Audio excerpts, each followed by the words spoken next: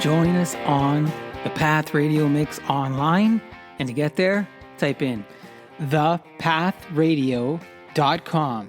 That's thepathradio.com. And enjoy free streaming music all day long. That's it. thepathradio.com.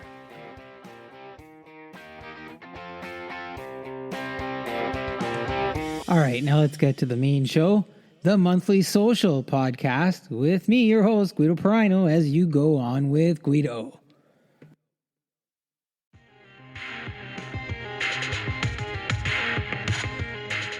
Hello, everybody. Welcome to the October show. It's pumpkin spice and something nice here on the monthlysocial.com podcast, where we're going to talk with LA Kings pro scout, former NHL player with the Leafs, Rangers, Jets, and Red Wings. That's Mark Osborne. We're going to get outrageous and maybe a little contagious with Billboard artist and the Queen of Music licensing, Salme Dahlstrom. Talk a little municipal politics with Richmond Hill Oak Ridge's candidate, Carol Davidson. We're going to talk PK Subban, why it's important to pay yourself, and a whole bunch of other tidbits. Now let's go. Now, before we get going, a quick word from one of our friends of the podcast, Johnny Prosciutto. Johnny Prosciutto, artisanal Italian homemade products. We make it like our grandfather, or as we say, Nonno. Naturally cured, old-fashioned, and delicious. The best part? We deliver straight to your front door. We offer free shipping when spending over $99. Order online at johnnyprosciutto.com and stay safe. And when you use the code GOGUIDO, you're going to save $10 off your entire order. That's the code GOGUIDO on johnnyprosciutto.com. I love kicking things off with Johnny Prosciutto. It's such good stuff. And, we've been enjoying that for a long time now. And Johnny Prosciutto's been a good friend of the podcast for a long time. But I got to give props and a shout out to my friend Rob in Sault Ste. Marie, because he's the one that introduced me to Johnny Prosciutto. And it's been good eating since then. So thanks, hey, Rob. A lot going on since the last time we talked. The Queen has passed.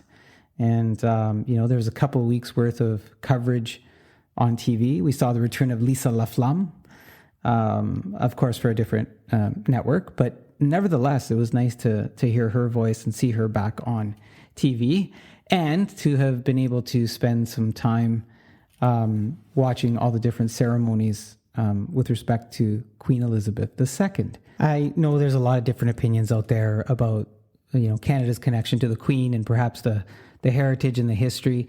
But this is an individual who was around as Queen for 70 years and 214 days. And so there was a connection for folks, and just deal with it. Anyways, now we have King Charles. So it will be interesting to see how he rules the kingdom.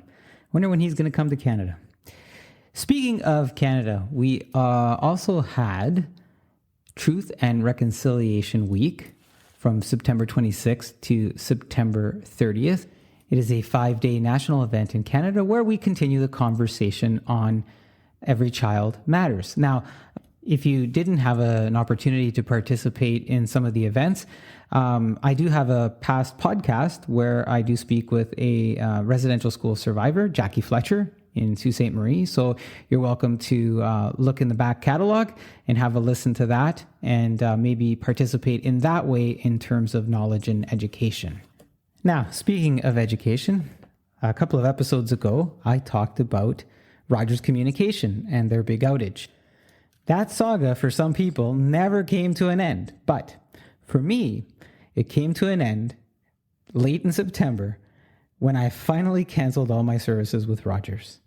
After giving them weeks and weeks and weeks to help resolve their services, and they just could not, I was transferred more times than I can count trying to reach somebody to help us resolve our home internet and other services that we had, and they just couldn't do it. And so that came to an end. But after we canceled, after we had moved on, I got a phone call from an ambassador offering me some sort of discount or way that I could be happier for staying.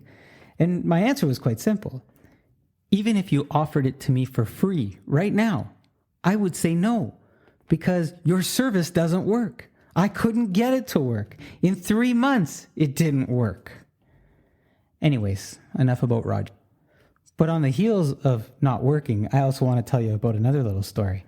I have a monitor in a box here that may not be working. And it may not be working because the Amazon delivery driver who dropped it off literally dropped it off. I mean, the guy's carrying the box on his shoulder, and he hurls the box off of his shoulder onto the concrete steps, and the box takes all these funky bounces, and then he says something into his phone, which is difficult to make out or as to why he's saying whatever he's saying, and then leaves. And so I still have to see if the monitor is a working monitor anymore. But it just baffled me that he would drop this thing 2 or 3 feet. And I actually have the video. If you go over to my Instagram account, Guido Perino, or over to Twitter at Go On With Guido, and you can watch the video there. It's just a 10-second clip, but it's pretty wild.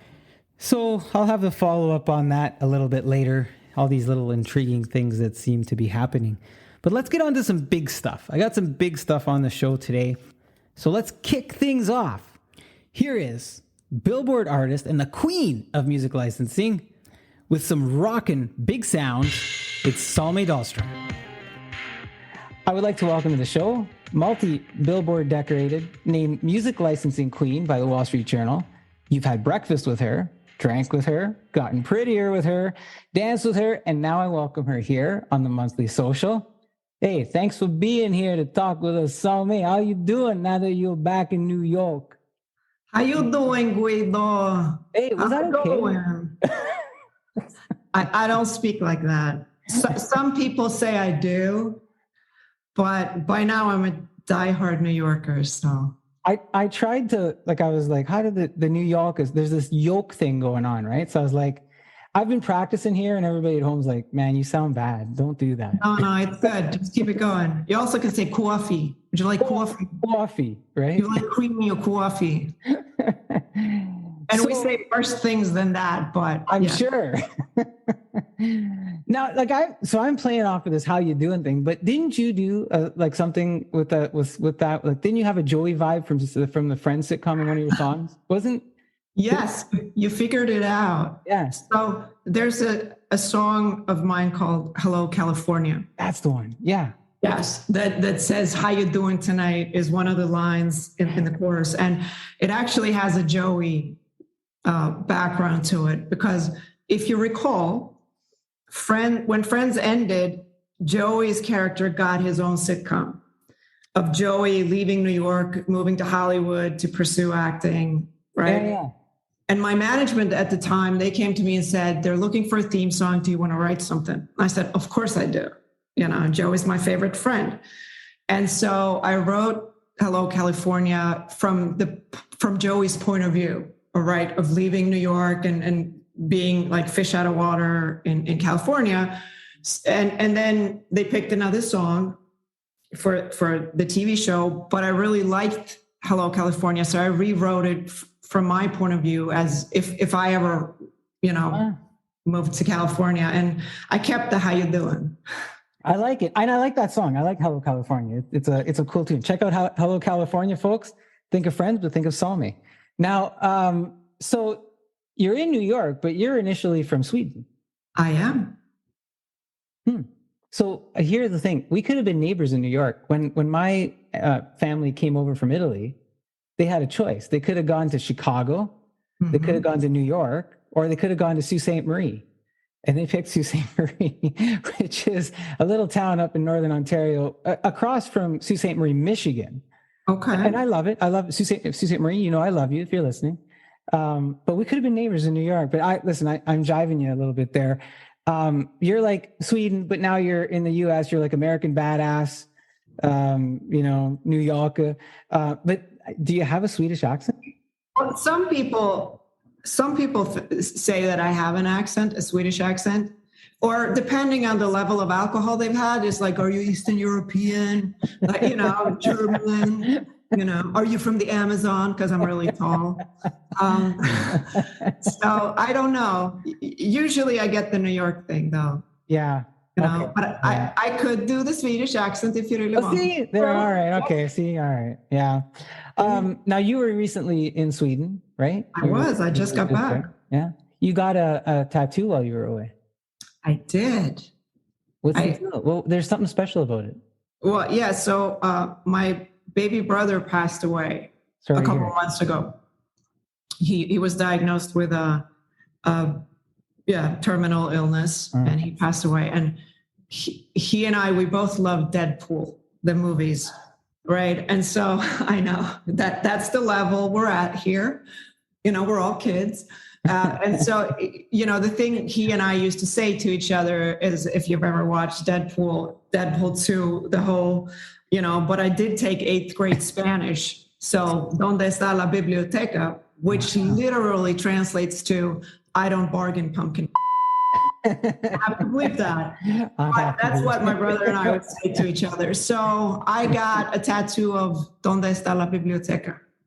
That's awesome. Yeah, and I think you can check it out on your Instagram account, right? Yes, it's all over my Instagram and allows for me to be half naked. That's right. Yeah, there's the other. With a purpose this time. Let's be clear, folks. This time. It has happened before. No. Sorry.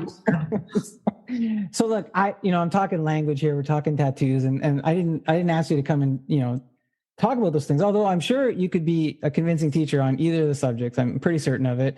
I want to get into you a bit more as an artist.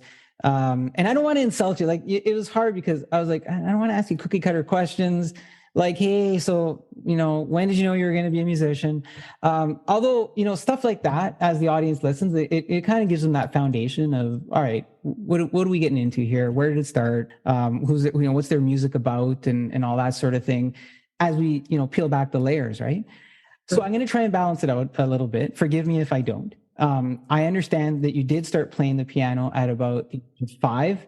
And it has something to do with mostly, I want to do what my sister's doing, this little competitive aggression thing, right? Were you playing it on your own? Were you going to lessons? Was it you just playing it? Or was it like, hey, when my sister's playing, I'm going to play it too? What was the dynamics that kickstarts all of this stuff? Right. Well, so it had nothing to do with musical ambition whatsoever. It was all about being better at something than my sister. And our mother played piano really well.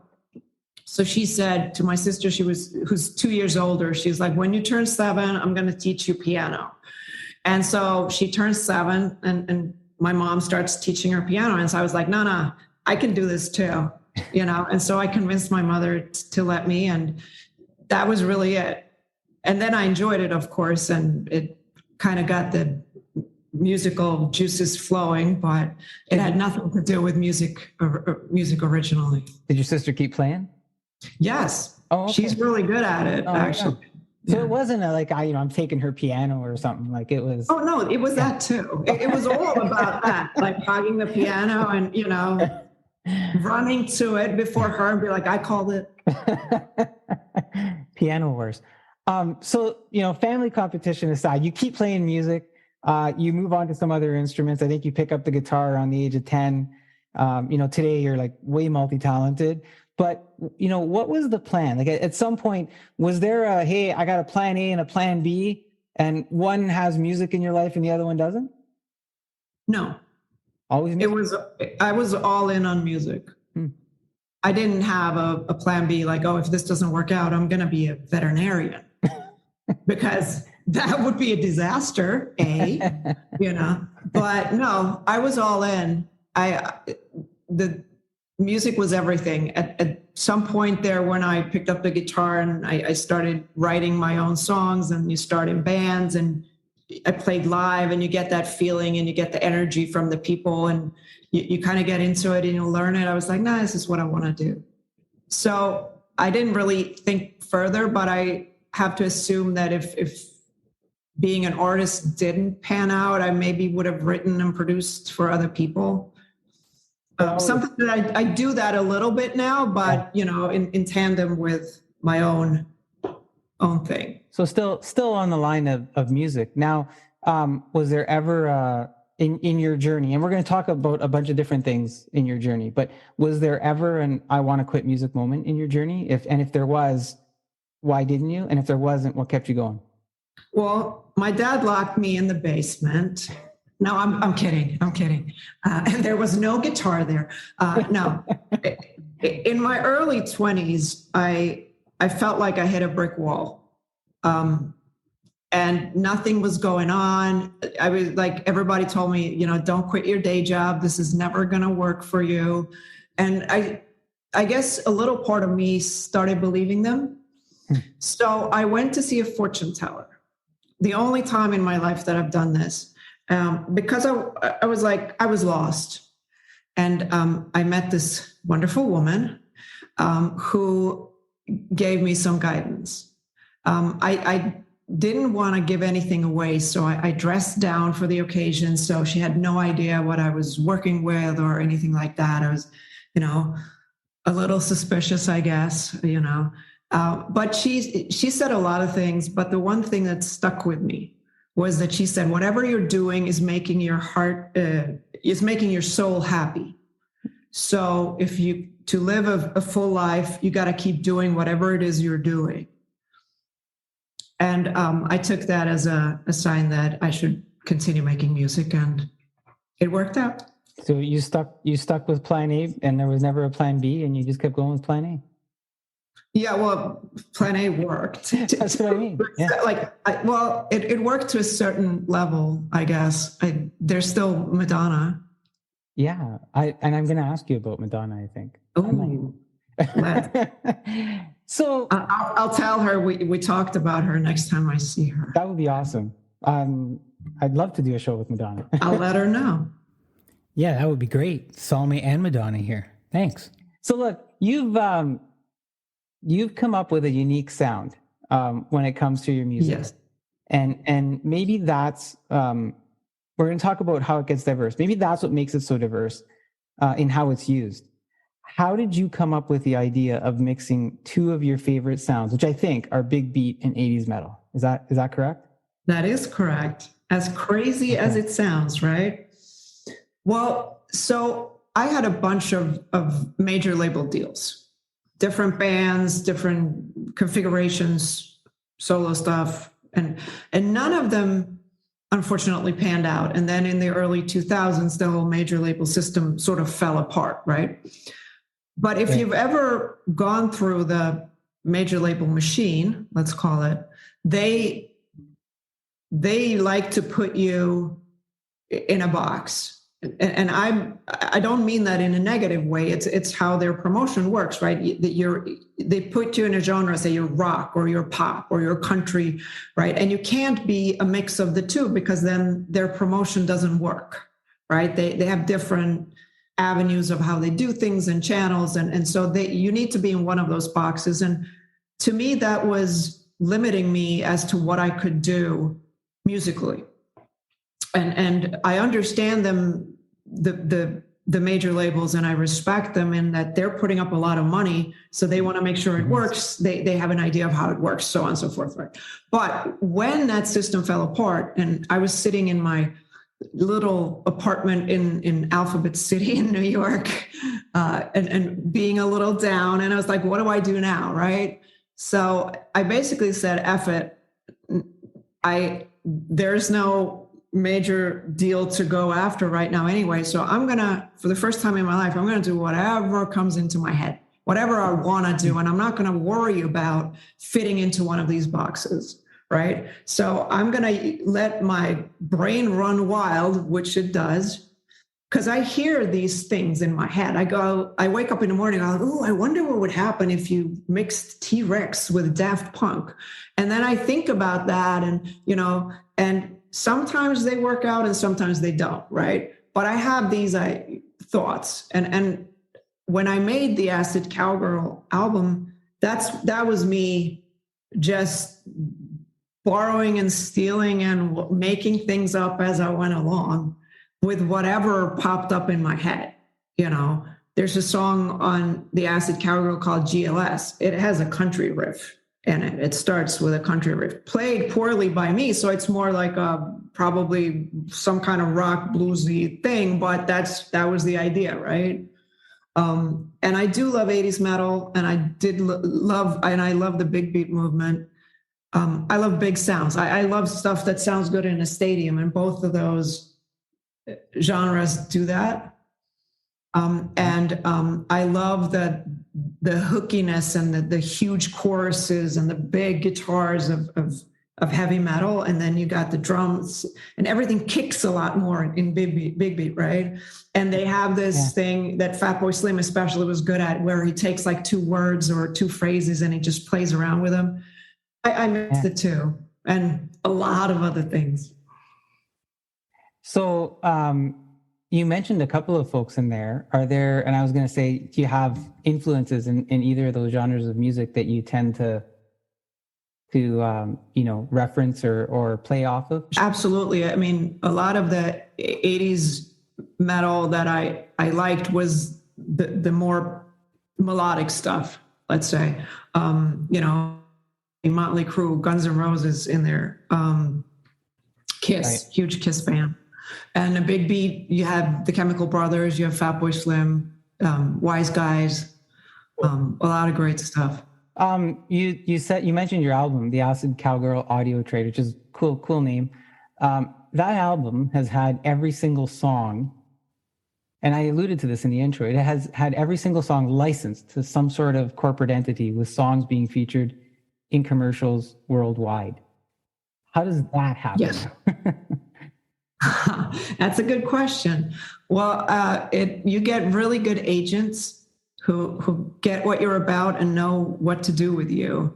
When I made the Acid Cowgirl album, I wasn't thinking about any kind of success. I mean, we all want success, but I wasn't thinking about commercial success, and I didn't actually know licensing existed, other than, Michael Jackson doing Pepsi commercials, sort of. That was not part of my world. And so I got a call from a licensing agent who said, "Hey, I heard your album and I think it's really good. And I think you have a sound that could really, it's very licensable, I guess it's called. And, if, we could make some money together." Kind of, I was like, "Oh, that sounds great." Where do I sign up? But I didn't write it for that or have any idea. And what happened was that ad agencies really liked the sound.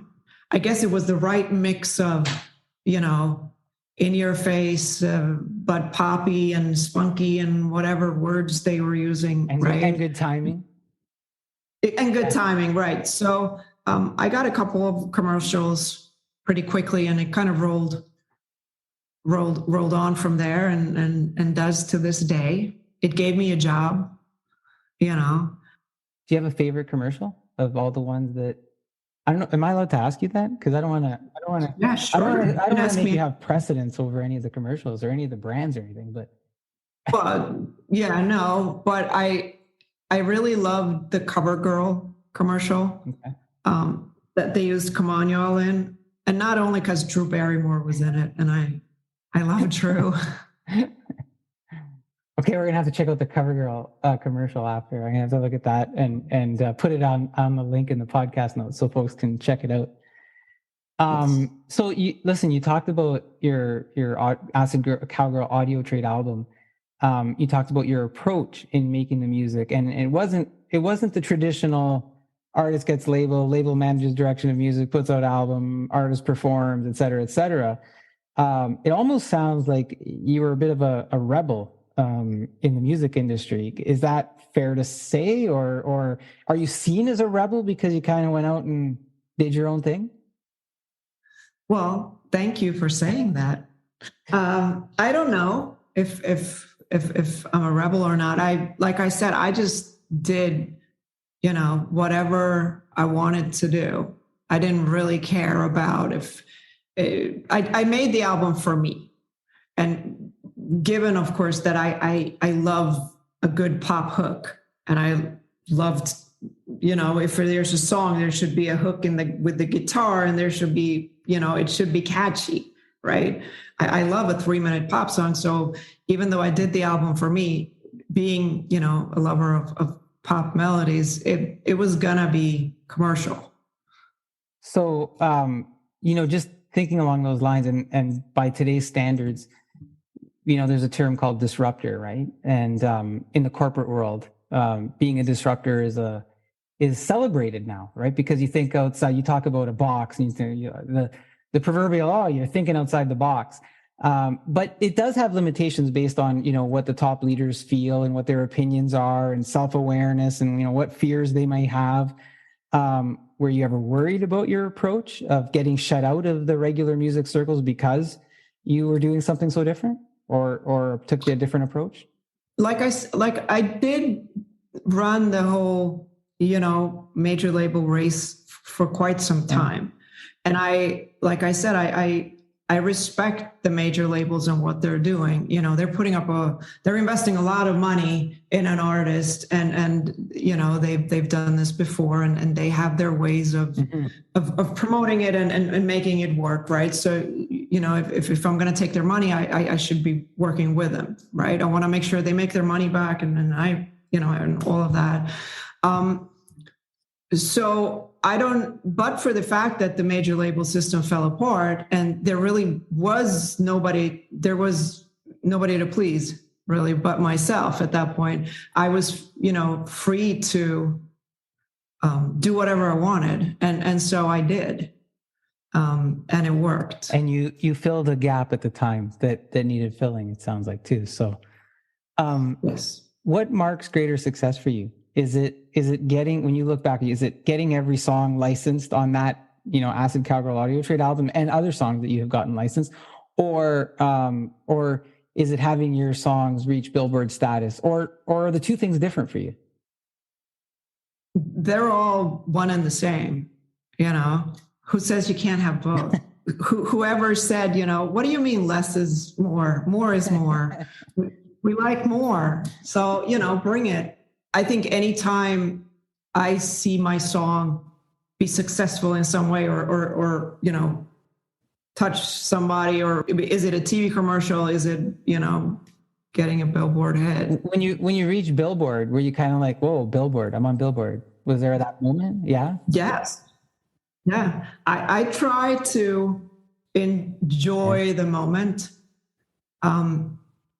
Because it's easy to just look forward to the next thing and the next thing and all of that. But yeah, no, I try to celebrate each and everything. What was family reaction when you hit Billboard? They were proud.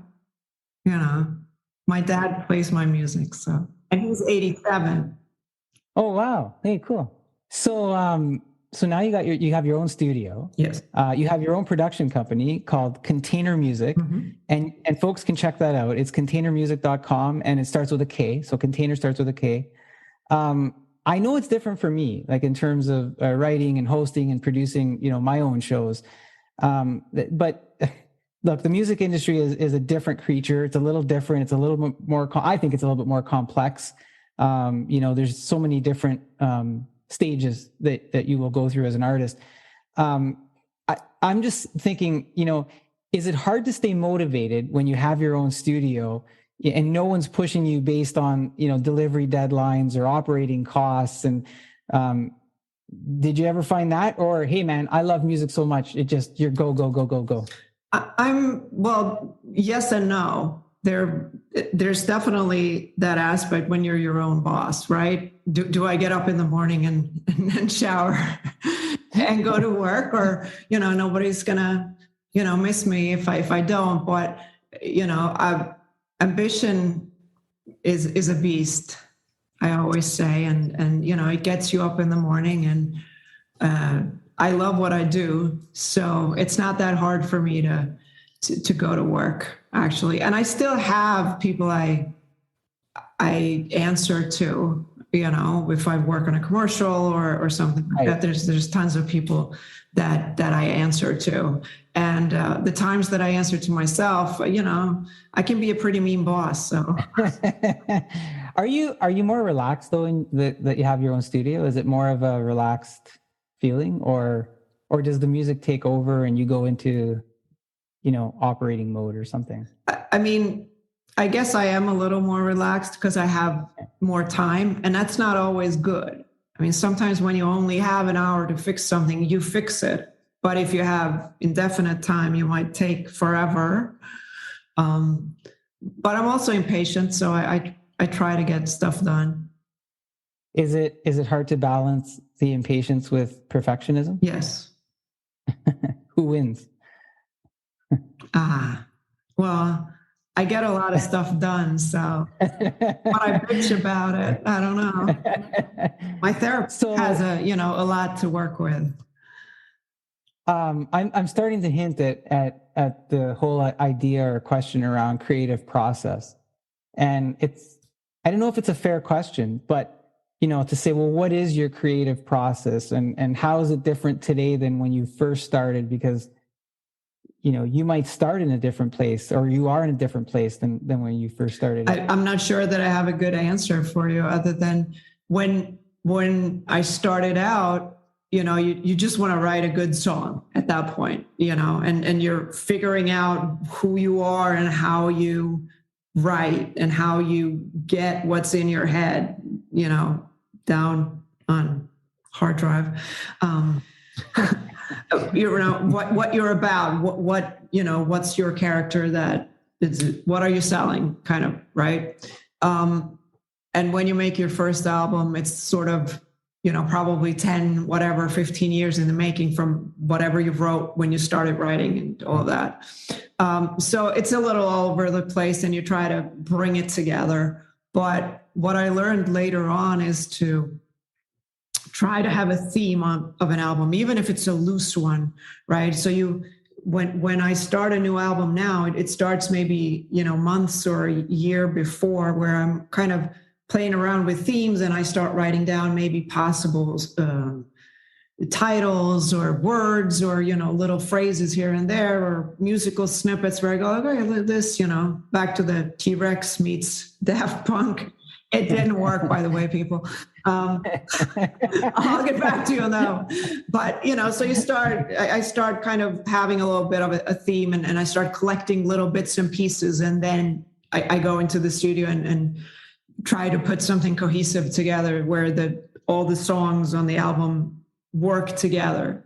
And yes, I still make albums, even though I know they say there's no business in doing that. But I believe in, putting 10 or 12 songs together that kind of belong together in a certain, order. And it's a journey. You put on your headphones and you listen from start to finish.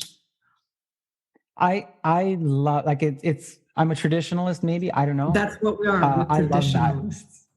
We are, aren't we? Like, I love that journey. You sit down, and I still, if I can, like, I still want to get my hands on a cover. Like, I want to get my hands on, flip pages, read lyrics, read credits, have the smell of the fresh booklet. And I mean, vinyl has made a huge comeback now. So, which I love, I put my headphones on and I read all the lyrics on the sheet there.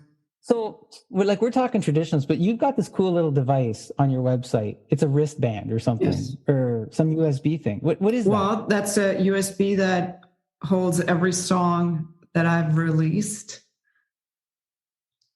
And it can be yours for $29, shipping and handling. It can be yours. Everything. It's got everything on there. That's wild. MP3s, videos, That is cool. Autographed 8x10. Really? Do they get to pick the 8x10, or is it, or you? You can pick the 8x10. You let me know. Wow. That is cool. Okay. On the website, salmedahlstrom.com. It is really cool. Anyways, sorry, I digress there. I want to talk about some of your songs. We're going to play like 3 of them throughout the podcast as I do other things after. One of your cornerstone songs that you talked about was "Come On, Y'all." And there's a line in that song, and it says, "Got something juicy for y'all. all you Billy boys in particular. Now, Billy boys has a lot of different meanings, from gangs to boats to tea servants and other things. Who are the Billy boys you're talking about? What's the message in that line in your song? Well, I think it's for everybody to decide what it is for them. Oh, I'm not going to give it away. I'm not giving it away. That hurts. You went all like art on us there. No, it's one of those lines that, you fill in your own gap and make it your own. So Salme is giving us the brush on this one. We're painting with her line. I got it. Okay, so we're going to listen to that song later in the podcast. I want folks to stick around and hey, feel free to dance to it. It's a great little tune. And then, hey, maybe some folks will write in and tell us what they think the line means or something. There's also another line in the song that where people went like, so why do you say throw up like a pond? And I was like, what? They're like, that's a weird line. I'm like, yeah, that is a weird line because it's not in the song. What are they hearing that you're saying? Throw up like a bomb. And they're like, throw up like a pond. I'm like, wow. Yeah. Oh, that's it. Creative though, right? Huh. Yeah, it is. I could draw meaning from both of their those. Own, what I said. The other one we're going to listen to, Lux Punk, and that's off of your Elevation Junkie album. Now, look, when I listen to that song, it feels a little bit punk, feels a little bit progressive rock, a little bit techno, but it also makes me think of how we use social media with the liking and the loving of stuff. Now, was that all intentional? You just having fun with the song, or? It was all intentional. I knew it. You're right. I mean, you're really good at analyzing my songs, I have to say. Thank you. Really? There is a punk element to it. I love punk for its energy and for its loudness and unapologetic, presence, I guess. So I wanted to make something that had that kind of drive and energy and thrashiness of punk, with the usual Salme elements of a hooky guitar and a hooky melody and, chorus. To be honest, there wasn't a whole lot of thought behind that. I like it. I love it. I was playing around in the studio and it came up and I was like, ooh, this sounds good. And it's stupid enough, so I'm going to remember it. And that's how it went. But it fits. Like I said, it fits with social media, right? It's like, it just kind of goes. And I was just, as I listened to it, I'm like, yeah, man, it's got so many modern like applications in terms of where we are with, social media and what people do online. And then, like you said, with the hooks and everything else, you kind of get drawn in and you got the repeat of the words and I don't know, just a catchy tune. So, and thank you for saying that, I'm catching on to stuff. Sometimes it's hard. I'm deaf in one ear, like completely deaf, like since I was a child. So sometimes I hear things that aren't there. So it's always, and it's not always just the voices. Right. I hear you. The voices in my head. Yeah. Okay. The third song we're going to listen to is Pop Your Heart Out. And that's off the Pop Propaganda Volume 2, Retro Funk Soul Junction. Man, I love the names you come up with. I want insight on how you come up with the names, if you're willing to share that. But to me, that song has got like undertones of a power ballad. I don't know why, but there's some like James Brown vibe for me. It was mixed with some of your signature electro beat. Again, am I missing any ingredients? Like, when you think of the Kentucky Fried Chicken Colonel's secret recipe, am I missing something? Am I hearing things that aren't there? No, I think again, you're spot on. So the whole album was, I decided to be a little more soulful. And mind you, I'm about as soulful as John Bon Jovi. And I love John, so it's not that, but we're not exactly soul singers, but I felt like it was something I wanted to play around with. I had been listening to a lot of 60s, Motown and James Brown and all of that. And gotten a little bit of that feeling. And So I was just playing around with it. But like you said, I kind of did it within the machine that by now is me, right? Right. Yeah. Now, are you doing all the vocals on that song? Because there's some different vocal layers. Is that That's all you? all me. Oh, right on. Cool. Good. Just an interesting range and a good play on vocals there. So I'm excited for folks to listen to those. We're not going to do it while you're here, and we're already having internet challenges. So, look. So here's the thing to me: it's clear you bring a lot of different elements into your music. You make it all work. Far be it for me to say kudos for being able to do that.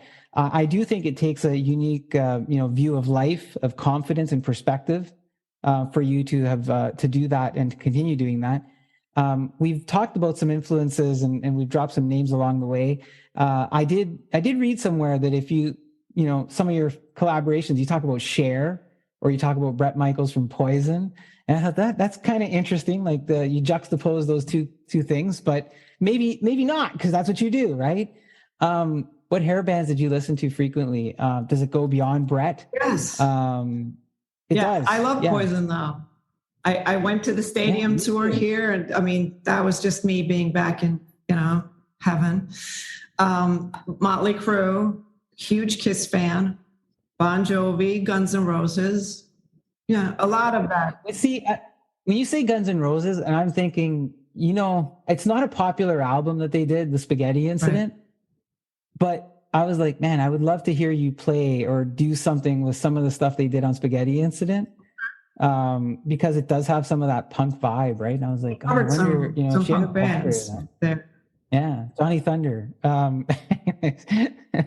GNR is my favorite. I got to give it away. They're my favorite. So that's what I grew up listening to. And I saw Poison pre-pandemic, just before the pandemic at, they were in Toronto and I saw them, man, they were still rocking. So it was pretty cool. Pretty cool show. You know what I wanted to ask you, I was going to say, what's next for Salme, but can you talk about Kelly and Saint? Yes. I love talking about Kelly and Saint. So I have a friend named Kelly, and we've been friends forever. We're both played the indie scene here in New York, and she's a fabulous songwriter, singer-songwriter, who's made a bunch of albums. And we always talked about doing something together, but we're quite very far apart musically when you listen to her records and to mine. But I'd been going on this like 60s vibe for a long time of like a lot of the French 60s pop, right? The yeah movement and, Brigitte Bardot and all of those girls. And I had this idea of using that as an influence with some, I guess, lighter electronic stuff than what I do usually. Anyway, again, had this little sound in my brain that was kind of, if you take this and that and the third and put it together. And I wanted a different vocal on it. And Kelly has this wonderful, soulful, retro-ish voice. Like she's a total 60s girl, or possibly 30s, 40s glam Hollywood. Like that's Kelly. And so I brought her a couple of tracks that I had done. And we talked about, all of the retro stuff and Mick Jagger in the 60s. And she took them and she wrote a bunch of stuff that I loved. And then we said, hey, why don't we make an album? Why don't we start a band? And my nickname is Saint. So we put it together like a ham and cheese sandwich, Kelly and Saint. Is there a website? Is there a Kelly there and Saint website? KellyandSaint.com. We've finished a whole song, actually. We finished the song and then the pandemic hit. Like literally the same day that we finished the song or something, everything, like the world shut down. And so we're just about getting back now. We're going to be in the studio next week to try and finish up a couple of other songs. And, you know, we got a bunch of stuff going on. So, but go to kellyandsaint.com and listen to Lover and a Rebel, which I was going to say it's released. Yeah. It's been released. Yes. Yeah. Okay, cool. And we'll throw those in the notes too, so folks can check that out. So that's your next project that you're focusing on. Well, we're going to finish the Kelly and Saint album. I'm going to finish that. And I'm starting a solo album, another one. Cool. Yes. What's the do we have a target date? Or? Oh, no. It's all up here in my head, and I have to get it out. And so I'm slow. When it comes to my own stuff, I'm really, really slow because I guess I procrastinate a lot and I overthink it a lot. But I also, I play most of the instruments. I do most of the vocals, and then I produce it and I edit it myself and I mix it. So there's quite a bit of work that goes into all of it. So it takes a little bit of time. Do you ever go back and listen to your stuff and want to change anything? I don't listen to my stuff that often, but when I happen upon it, it's usually positive, you know, and sometimes I listen to something and go, how did I come up with this? Like, and I can't even remember having done it necessarily. But I don't usually want to change too much.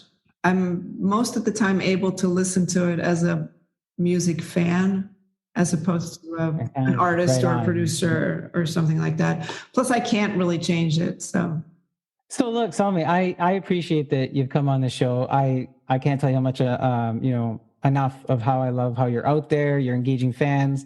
I love your unique sound. It has been a complete privilege to, exchange messages with you, text with you, all that sort of thing, be able to chat with you.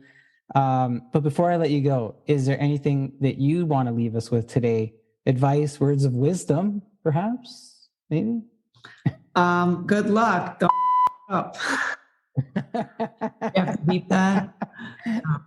No, advice, sometimes, believe it or not, young artists come to me and they go, give me some advice. And I'm like, you have no idea what you're in for, kid. No, but I'd say believe in yourself. Don't listen to the critics.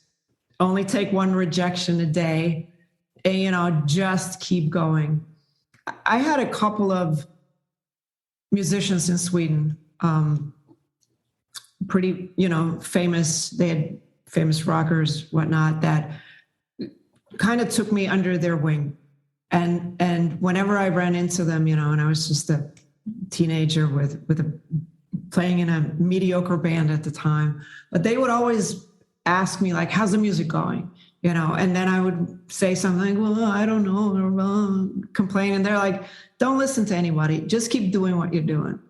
That's kind of, they were very encouraging. And I try to kind of pay that forward, I guess, so just because nobody gets what you're about right now, if you feel you got it, just keep going. And if you don't have it, keep going and keep looking. But you got to work hard. She is outrageous and she is contagious. That is Salme Dahlstrom. Thanks again to the multi-billboard decorated music licensing queen. Check the podcast notes where I'm going to have all of her social media and music links so you can keep enjoying the trashy electric pop.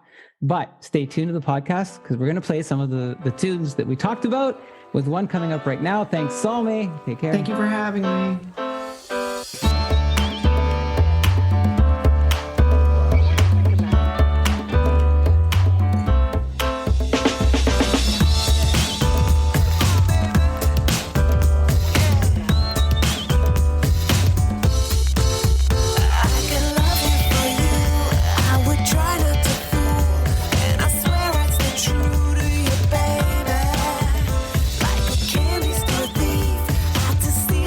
Sweet.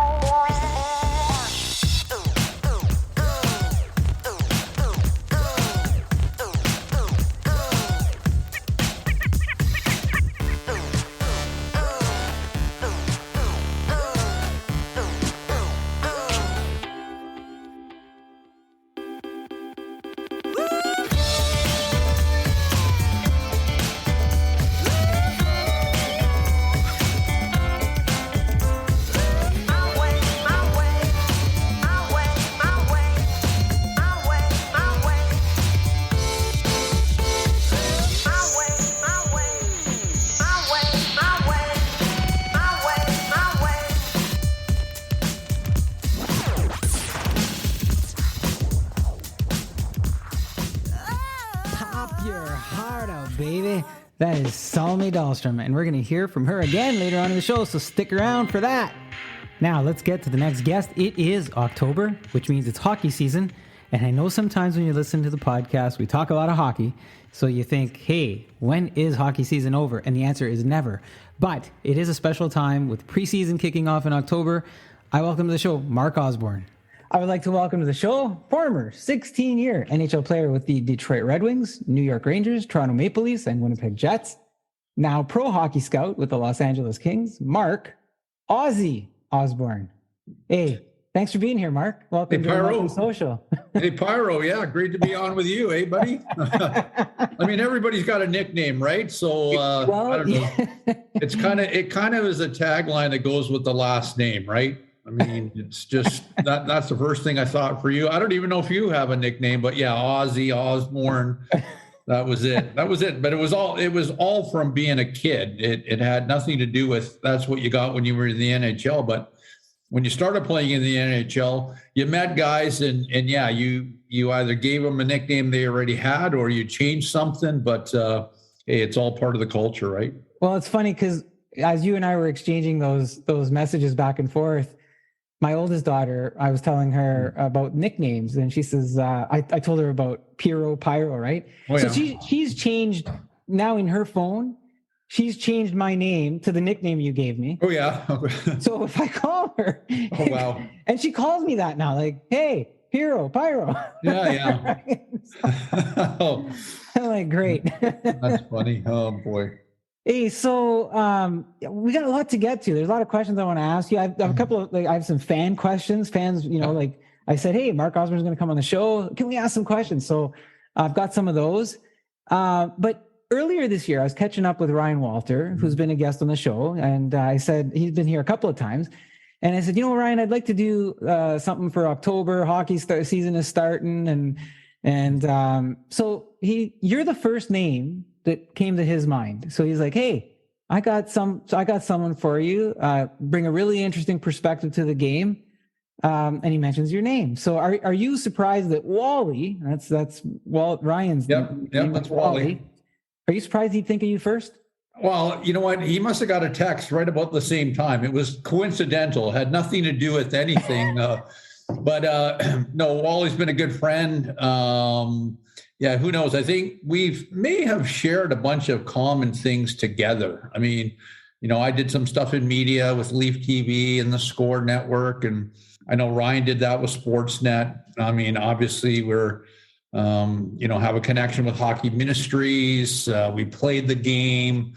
So there's a long-standing history. So maybe that was it, or it was just by default. He couldn't think of anybody else. So he has no. Oh, come on! I'm thinking you're going to give him, a whole bunch more credit. So yeah, so that's really, right. Yeah, really nice of Wally. I mean, we have the utmost respect for him.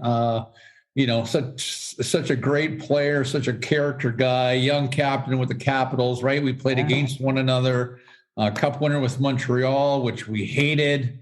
I got a chance to play in the World Championships after my rookie season in Detroit with both him and Mike Gartner, and him and Gartz were, teammates in Washington. They're really good friends. So, hockey ends up being a real small community, but once you get to know somebody in the game, friendships usually stick for life.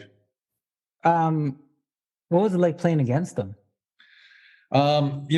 As far as Ryan goes, I mean, he's the type of guy, and obviously you mentioned that I scout now with the LA Kings, but when you're looking at players and you're looking at what I like, that play both ends of the ice, two-way players, character, relied upon, really aware without the puck defensively. He played center. I don't have his numbers in front of me as far as what his productivity was, but I think he was a fairly productive player, and obviously, wore the C and just the way he conducts himself. So, he really epitomizes, the type of players that you recognize and you remember when you played against. And he was such a competitive guy. He had great stories, and one of the ones, he talked about getting in a fight in the old Boston Garden with Terry O'Reilly. I don't know if you know that story, but either Terry O'Reilly ended up doing something to his shoulder, but Ryan was pretty strong. Ryan had him down and could have laid a beating on him.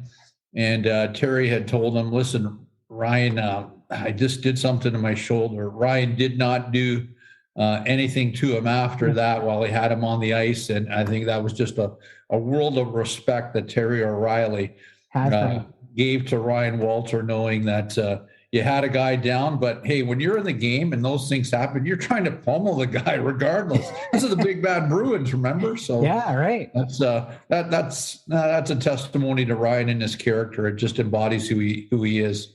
Yeah, it's interesting because you mentioned a few things like, the character and how they are without the puck. And I was just thinking, the conversations I've had with him, some of those things probably still apply to Ryan today. So, yeah. Oh yeah, and as you know, what he does in his work. I mean, leadership training, and he does such a great job. He's just a great motivational speaker, and obviously when he works with corporate executives, I mean, how many don't like hockey and the relatable stories that you bring into business, translates out of playing the game, but. Everybody is eager to hear the stories about what it was like playing in Montreal, or what about Guy Lafleur? What about winning the Stanley Cup? So you tie that all into business. It's a great model.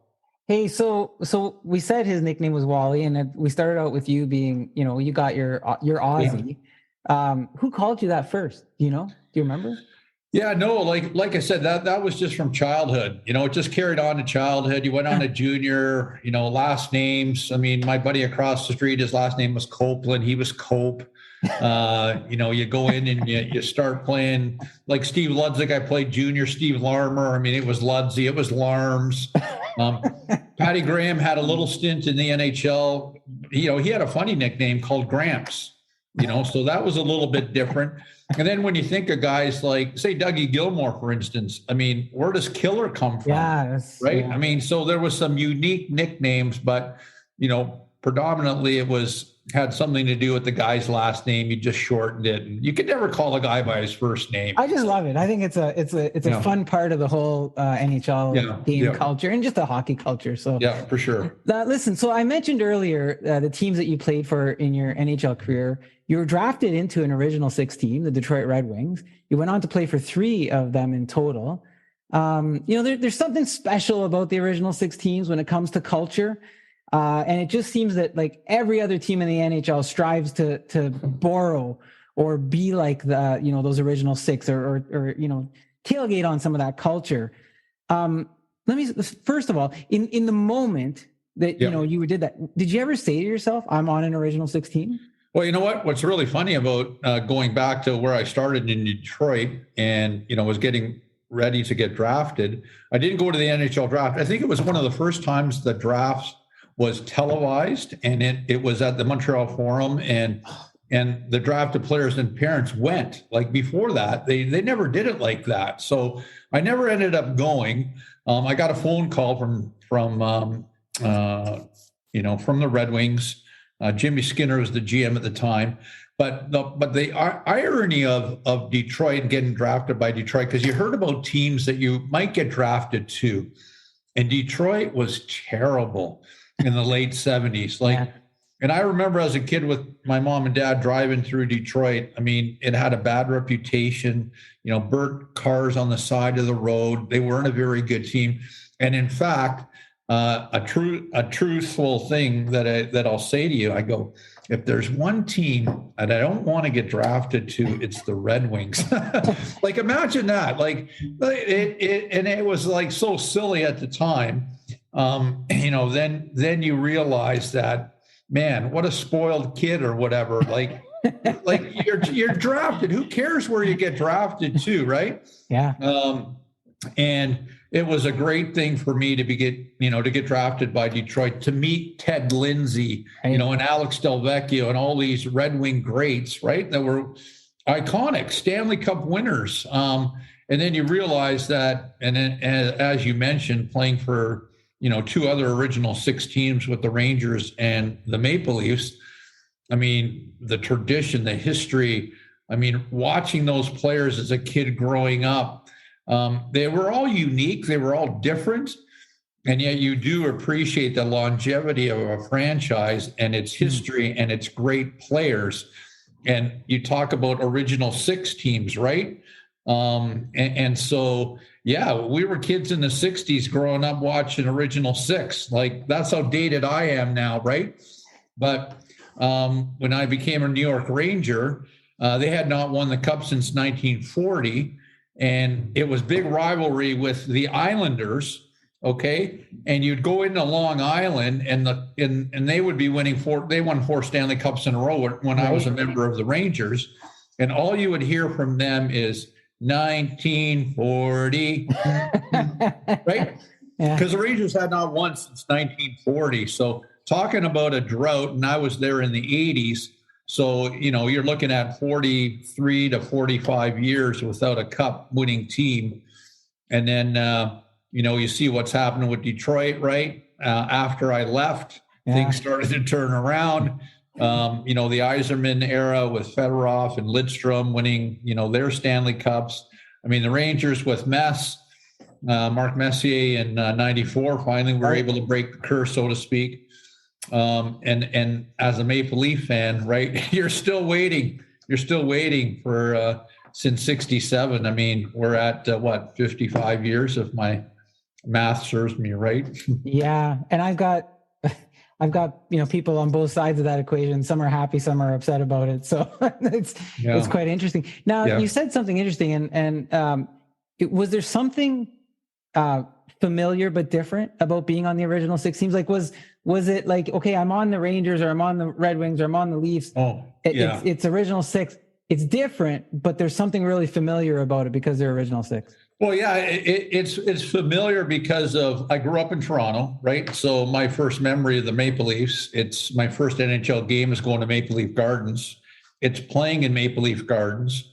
I was a huge Boston Bruin fan as a kid growing up because I love Bobby Orr and, Phil Esposito. I mean, even go to Team Canada, what happened. And we're celebrating, 50 years of Team Canada now with Paul Henderson. But those arenas that you would go into, the old Chicago Stadium, the roar of the stadium, the best jersey in all of sports is the Blackhawk uniform. So, you take each of those original six teams. I played on half of them. You'd go to the Montreal Forum. I mean, it was just electric. The buzz in the building, there's nothing like it. And that's an original six team. So yeah, you're talking history. You're talking just, there's a mystique about it. And I mean, we're up to 32 teams now. And, I think teams, it takes time to develop a longevity, a history, a culture. But teams that have been around as the original six, they have it already. Yeah. So, hey, you mentioned about the Leafs. You played with the Leafs. So when you played with the Leafs back in '87, you were part of, hopefully I got this right, the Gem Line. Yeah, I was the marble. I was the marble on the Gem Line. Yep. You were the marble in the Gem Line with Gary Leeman and Ed Olczyk. Yes. You ended up having a career year in '89-90. Now, one would think, hey, that would be maybe your favorite time in the NHL. Where does that rank in career moments and line mates? Is there a story maybe you can share from that line that you have a fond memory or anything like that? Oh, yeah. I mean, you talk about playing on that line. I mean, it was wonderful. First of all, we were good friends both on and off the ice. Excuse me. There's sometimes when you play the game, there's a chemistry that occurs. Coaches are always changing their lines and mixing their lines and trying to find, the right combination. I mean, that particular season when Gary scored 51 goals, I mean, he became only maybe he's only the second Maple Leaf to do it, because I know I played with Dave Andrechuk after that. He scored 50 with us in the 90s, but for Gary to do that, I mean, he was, would have been the second player to do it. So, had a career in points. So that was certainly a memory. I got traded back to the Maple Leafs in the early 90s when we went on a couple of good runs. And so playing with Peter Zezel and Billy Berg, we were the checking line, but had success for Pat Burns. So that was a fond memory as well. Those are kind of line mate memories. And in both cases, each one of us were great friends as we played together, both on and off the ice. So that was really special. And then you talk about, memories of playing on some of those teams and what were highlights. In 86, while I was playing with the Rangers, we had a good team. We upset Philadelphia in the first round. We beat the Washington Capitals, and then we went on to play Montreal with a rookie by the name of Patrick Roy. Yeah. And he stood on his head and beat us in the semifinals. They went on to win the Cup, right? That was the Cup in 86. Ryan was on that team, Ryan Walter, Bobby Smith, those guys.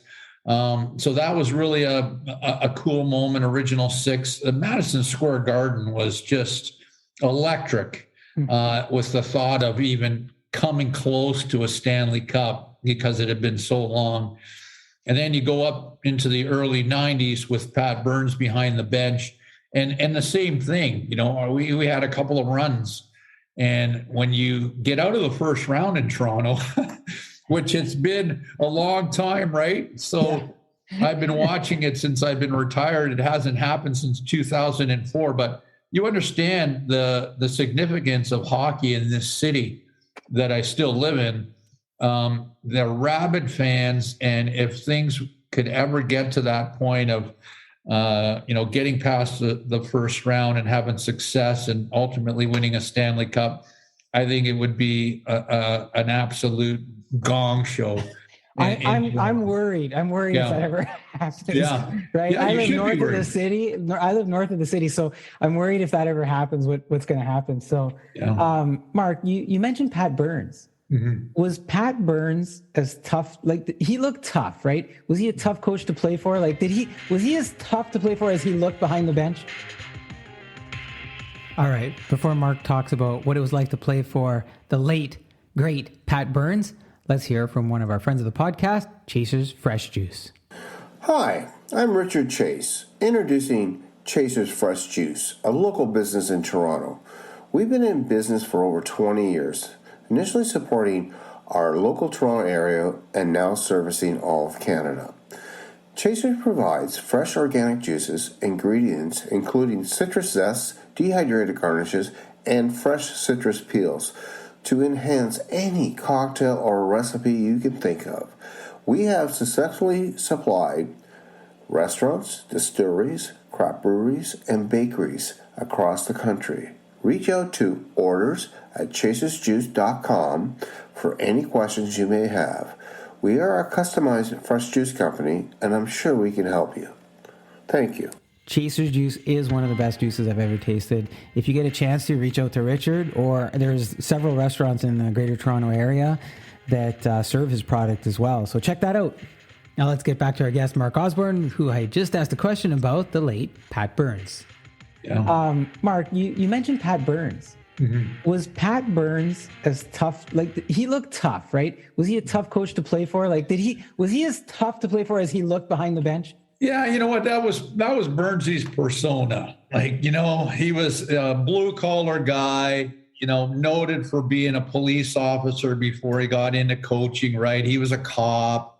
Yeah. He rode a Harley. I think it was just all part of him. That was his gig, so to speak. But what was great about it is, Burnsy demanded hard work. And our team came together quite quickly in '93, and that was his year as coach for the first season.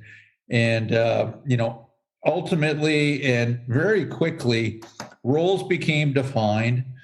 The previous season, Cliff Fletcher made some great moves and bringing Dougie Gilmour in, right? Grant Fuhr, Glenn Anderson, guys that have won the Stanley Cup. So, he was able to assemble a team that Burnsy was able to really mold. And I tell you what, Burnsy was tough. I mean, he was demanding, but we really respected the hard work that he instilled in us, and we got the results.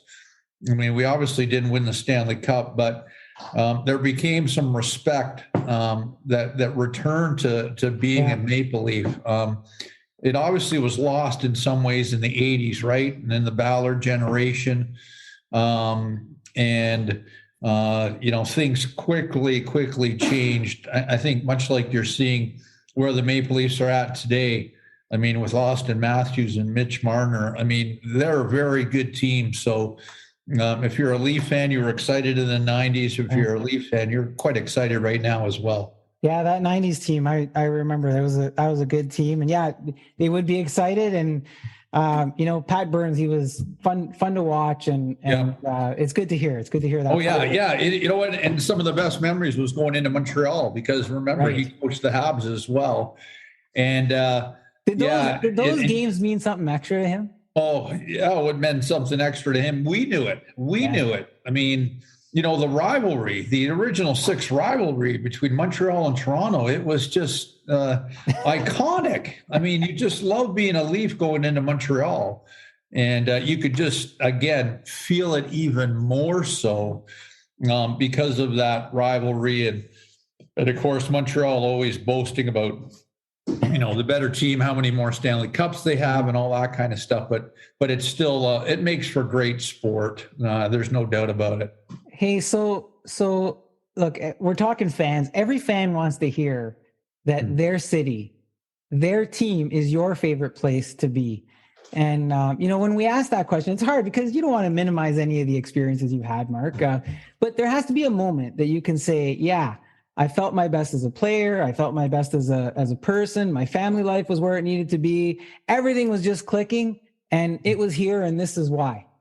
It would have been what I just talked about in the early 90s with Pat Burns. I mean, for a variety of reasons. I mean, the passion returns. I mean, if you were a kid, and I still talk to kids that have their cassette or whatever it was, the VHS of the Passion Returns. They made a whole episode of that after that 93 run for us, and that really described how the Maple Leaf work ethic under Pat Burns. You became a proud Leaf fan again. It was really true, indicative of that. Experiencing what it was like to be a Leaf with relative success was tremendous. You got to remember, I mean, I grew up, watching the Maple Leafs and Darryl Sittler and I don't even have the memory of the 67 Stanley Cup, but then as a Leaf alumnus, you become friends with, Ronnie Ellis. You were coached by George Armstrong. I mean, Johnny Bauer, you'd see him in the alumni box. I was part of the Leaf alumni board, served as the president. So certainly being a Maple Leaf in those early 90s was, the most special part of it. In the Stanley Cup semifinals against LA, I ended up missing Game 5 because my first daughter was born during that series. So there's a lot of things that go back over a career, and if you could name a certain period, it's certainly I love my time with the Rangers. I mean, each of the teams had its its positives to for sure, but the Leafs in the early 90s and being a Maple Leaf outweigh them by just a little bit. You just made Leafs Nation really happy there, Mark, just so you know. So when you think back on this time period, as you're playing, one of the fan questions that came in was this: is there a player that you played against that you would come back now and go, that player was the toughest player I've ever played against? Is there a name that sticks out in your mind? Oh man, I either hated playing against them or I loved it because it was a challenge. It was really tough to play against. Or is there somebody? Yeah, you know what? And I think as you define toughness, it's different, right? I mean, toughness can be physicality. And I'll bring one name, we've been friends ever since we played, but I hated playing against him. I mean, one of the Leaf captains was Rob Ramage, believe it or not. When he was with the St. Louis Blues. I mean, he played for the Blues when I was just in my first couple of years in the NHL. And I mean, talk about a guy who could put the lumber on you in the corner in front of the net. So you remember that the kind of toughness that he displayed in how he played against you and how he defended. So that was one. You think about the guys you stayed away from that were tough guys. Fighting has changed in the game. I mean, I came into the game in the early 80s. The Broad Street Bullies still had that mystique. The Bruins still carried that about them as well. There was a little bit of fear and an intimidation that when you went into the Spectrum in Philadelphia that carried on, because whether it went from Dave Schultz, to Battleship Bob Kelly or whatever it was, it then went to, the Dave Browns, the Rick Tockett's. I mean, so those guys were hard to play against because at any given moment, the gloves would be off and, they were the toughest guys in the league. Same thing with Bob Probert, right? So you had that generation of player, but then you can look at toughness in such a way of just how tough it was to, say, play against the high-flying Oilers of the 80s. And, how they almost, changed the game, or the way the game's played today is really indicative of the Oilers of the 80s. And again, when you had Wayne Gretzky and you had a chance to be on a checking line trying to play against them, that was toughness. That was a great opportunity to display, toughness in a way in which you try to prevent a goal. So I think it's defined in a number of different ways, but those are three different things that come to mind for me. Hey, so you mentioned when you mentioned Rob Ramage, you talked about a captain. Is there I don't want to use the word favorite, but was there a captain that you played with that you go, wow, that was an enjoyable experience, or you looked up to that captain, or they made a difference in some sort of way that you have a fond memory of a captain? Well, yeah, you know what, and I didn't work probably when you define toughness, because I remember when Wendell broke into the league, as an 18-year-old, was, the first overall pick and farm kid from Saskatchewan, and all of a sudden word got around the league on how he played, how he ran over guys, how he fought, how he scored, and then ultimately you kind of saw it and knew it, that eventually one day he would become captain. And so, I played for a lot of, wonderful captains. I mean, being a captain on a team, you look back and you say, there's a reason guys are captains.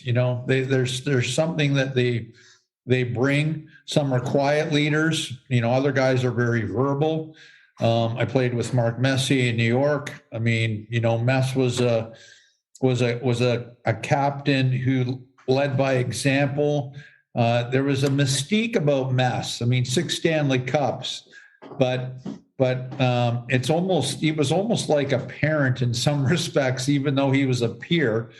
But there was that added pressure to perform of what winners do, right? So there's Wendell and Mess. Rammer was a wonderful captain just because of the person that he is and continues to be. So, there are a lot of defining traits of being a captain, but Wendell embraced it in a quiet way. Verbally quiet. He didn't say a lot in the dressing room. He led by example, and of course we respected the way he played the game, and certainly, when he started having back issues, I think that took a little bit away from his game to, possibly, be even a better, more consistent player that I think he could have been. But injuries, I think, caught up with him. I like the way you pulled, aspects from the different captains that you've played with, but you're tying it back to Wendell. And I really appreciate, like you talked about the quiet leaders. Because we often think, oh, leadership, you got to be, you got to be loud. You got to be the loudest person in the room. You have to, but sometimes the leadership, the quiet leaders, right? It's a big part of it. Hey, earlier we were talking about things clicking and being in the right place, and I wanted to ask you about Hockey Ministries. Yeah. You've been involved with the organization for many years. You probably still are. I'm thinking you're still involved with them. Yeah, indirectly. I mean, Hockey Ministries has always been a part of, me as a player, me as a young player. I mean, it's an organization and a ministry that, serves the hockey community through its optional chapel programming, where, players from the NHL on down to junior hockey can explore faith. I grew up in a faith background home. Faith was important to me. It was, just part of my upbringing. And then I remember in the late 70s when I was playing junior hockey, getting invited to go to one of these, Hockey Ministries summer camps, where it was a hockey camp for kids, and you were asked to be one of the instructors. And I met the president, Donnie Lismer, who's still the president of Hockey Ministries. And instantly became, friends, and then all the years later, I just look back and think about what a great support they were to me, as a player, as an encouragement, building up my faith, praying for you, just a bunch of things, because life is not without its challenges, but HMI was just a great support network. I ended up for 12 years being working for Hockey Ministries as an Ontario rep, a number of years after I retired. So, I have a real trust factor in them as an organization, a big belief system in what they do, the volunteers, the camps, the chapel leaders that pour into hockey players. They're volunteers. These guys care about the player away from the game. They don't care that these guys are pro NHL players that make a lot of money. They don't want to, hang on their coattails. They're interested in helping them develop and see beyond the ice level, and that's developing their spirit, which is part of who we are, right? I mean, yeah, you got an emotional side, a physical side, but there's something deep down inside of us that yearns to, I think, understand. Is there a God? And is there more to life? And that's what Hockey Ministries is advocates to do. Funny thing is, I just I can show you, but the Hockey Players New Testament just came out. And it's a bunch of, stories of guys, current guys in the game, that go to chapel or have faith or have a quiet faith, or who aren't always, actively verbal about their faith, which can be a turnoff for some, right? I mean, it's walking in your faith. I mean, nobody's afraid to talk about it or share your belief system, but there's a fine line, I think, between, the walk and the talk. People want to see the walk. They don't want to hear the talk. Right. So. Absolutely. And it's in terms of the Hockey Ministries, it's encouraging to know that there is that support structure there for kids to go through, and it's integrated into the game. So it doesn't seem like such a, I got to do one or the other, and I can't have both. And how do those things integrate with each other?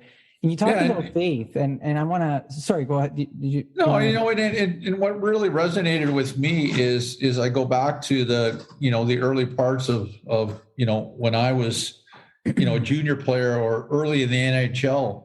I mean, there was a cultural pressure on faith in the game. Like, it was like there's no room for you looking into spiritual things or reading the Bible, or that was deemed as kind of you're weak, or you're fanatical, or you're over the top, or whatever. And you take that to 40 some odd years later. I mean, chapels are optional. Guys can go to chapel or want. There's there's not that, I don't know, just Stigma stigma attached to it as well. Guys are exploring. I mean, we live in a diverse culture and a diverse world. I mean, and, you talk about even today, where you can't say this or you can't do that. And, whether it's one group or another, and rightly so. But I mean, if you were a Christian athlete back in the 80s, I mean, you could say, man, were we ever ostracized for, our faith? But, it was just kind of just part of it. You just kind of dealt with it. Guys would yell at you on the ice, hit me with your Bible, or, go do some more reading, or you must have torn a bunch of those pages out, or you know what I'm saying? So what do? You let it roll off? Is that you just kind of, all right? Yeah. You kind of do roll off. You let it roll off. I think what you learn is that I think it takes a lot of courage. There's some courage involved in making a decision or taking a step of faith. I think subconsciously everybody is aware that you don't want to be tagged as one of those, because, like it or not, whether it was all associated with, the televangelist movement that, many may have grown up in the 70s or 80s that promoted faith that way. Again, I'm not slamming one or another, but that's kind of the connotation that you get, regardless of your faith background.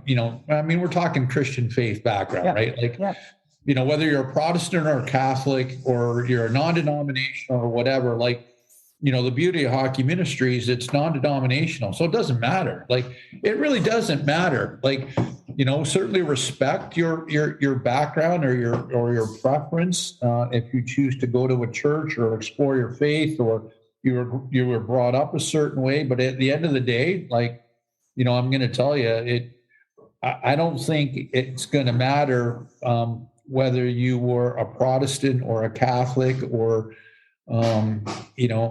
at the foot of the cross, so to speak. We're all the same. Like, Jesus is Jesus. He came and did what he did, and he's not going to ask you what affiliation you were with.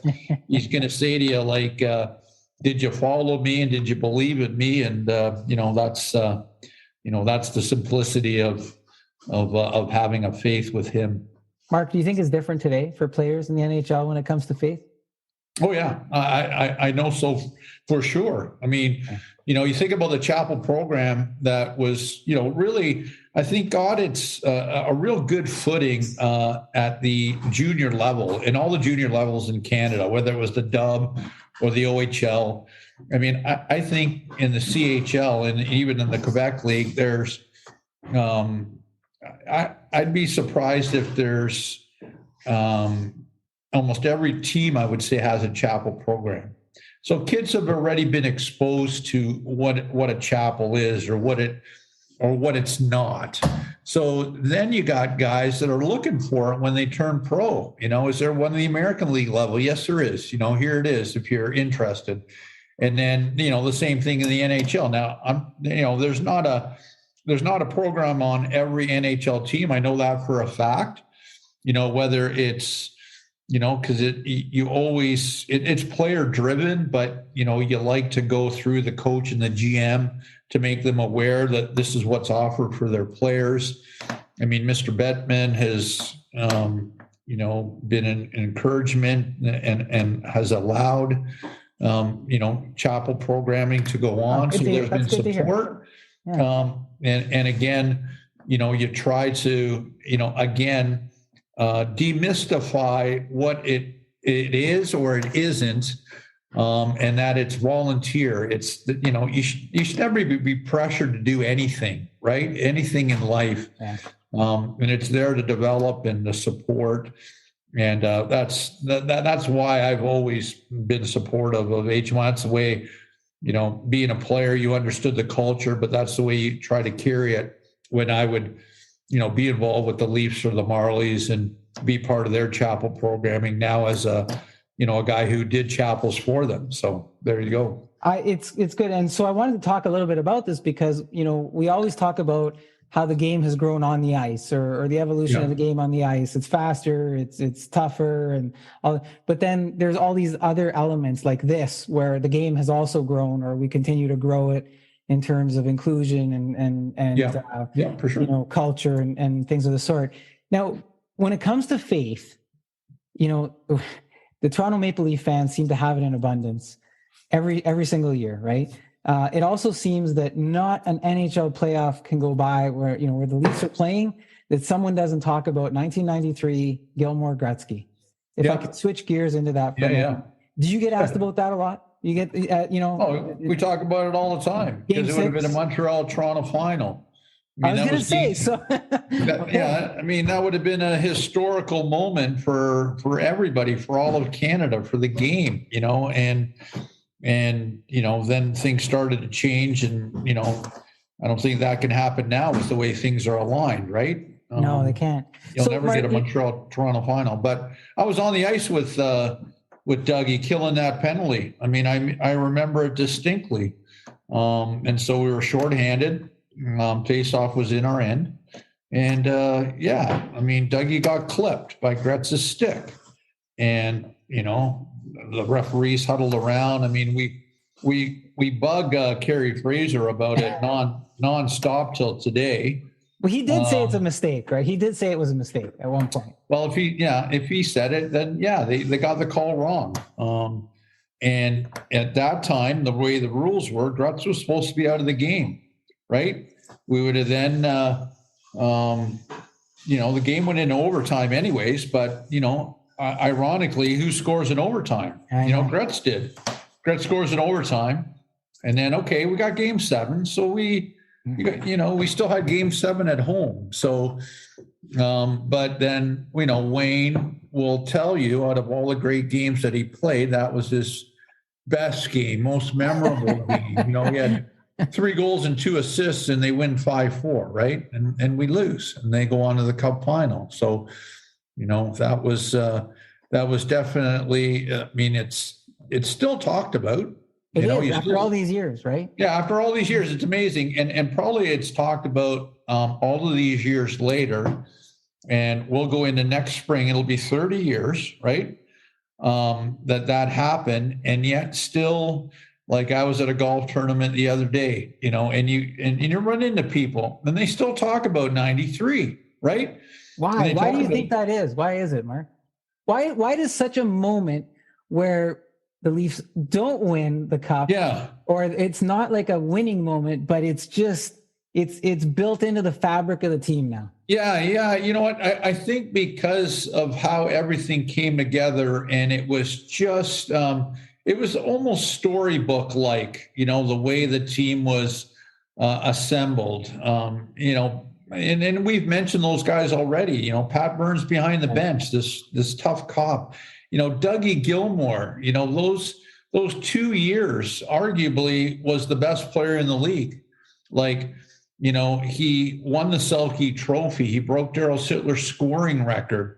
Here he was, this 169-pound guy soaking wet that this whole city embraced the way that he played, right? So you've got that going on, and then you start having some success, and so and then getting robbed. It was the drama of this all, right? It was Bruce McNulty. It was Gary Bettman's first year as commissioner.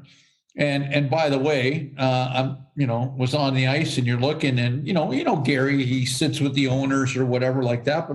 But back then, you saw him sitting beside Bruce, in the LA Forum, right? So, you just kind of, there's no conspiracy theories here, is it? It's not who shot, John F. Kennedy or anything like that, but it built for the drama. And again, I think, people just still can't get past that. They love talking about it, but they love the team. And, when you look to try to build a team, the elements that we had on that team, I don't think are any different than the way that they try to build teams today. You need all sorts of players. You need You need character players. You need bottom six players. You need stay-at-home defensemen. You need great goaltending. You need scorers. That team had all of those elements, but, never got to the Cup. So does that team, if the Leafs get that call, was the mindset on that team that they could have taken the series and beaten the Habs? Oh, we would have won the Stanley Cup. I mean, I was with Gary Lehman the other day. We were at a golf tournament. Gary was on that team in '93. Yeah. I mean, he pitched in with a little bit of offense. Wasn't as integral of that team, like he would have been a 50-goal scorer with Montreal. But he still, talks about his Cup ring and playing for Montreal in '93. And he goes, "You guys wouldn't have had a chance." I go, "Listen, we played the Habs that year in the regular season, and we had their number." And Patrick Waugh, I think it was 10 overtimes for Patrick to win that they won. And I said, "I know Patrick was unbelievable." I said, "But we would have won. We would have won." So we'll never know. We'll never know. Yeah. Right. Hey, so look, now we've talked about all the player stuff, and those are some pretty cool stories, great insights. Now you remember the Los Angeles Kings as a pro scout. Yeah. What led you to that role? And was it something you saw yourself doing as a player before? Like, hey, I'm going to be a pro scout someday? Or? Yeah. Imagine going to the dark side, and imagine working for a team that we just talked about, all that happened with the Kings and all of that drama in '93. And now is that hard? And is that hard to do? Right. Like, well, first of all, you get out of the game, you come to the end of your career, and you wonder what you're going to do. What's life after hockey? And, for me, and it's not for everybody, you realize that hockey is still a big part of, who I am, what I want to do. Wasn't sure exactly where hockey would take me. We came back to Toronto. I got involved in junior hockey. From junior hockey, I wore a few roles in that with St. Mike's and then the Ice Dogs, where, I coached. I did some scouting, so I felt like I had a bit of a diversity to, being a player and then watching and all that kind of stuff. And then I got involved in Hockey Ministries, started working for them. But I was approached with a guy that had worked with Junior by the name of Mike Fuda, who was the LA assistant GM at the time. And they had some changeover in their scouts. They had won a couple of cups. And he just thought of me and approached me thinking that we had worked together.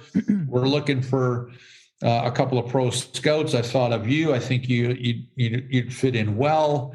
And it kind of hit me out of nowhere because it was something that I tried to do, earlier after junior hockey. I mean, I wrote every team. I'd be interested in doing some scouting because, between coaching and scouting, I felt, more suited to being a scout. Like I like that part of the game. I like watching players, and I thought that might be an interesting way, or better suited, I think, your giftedness.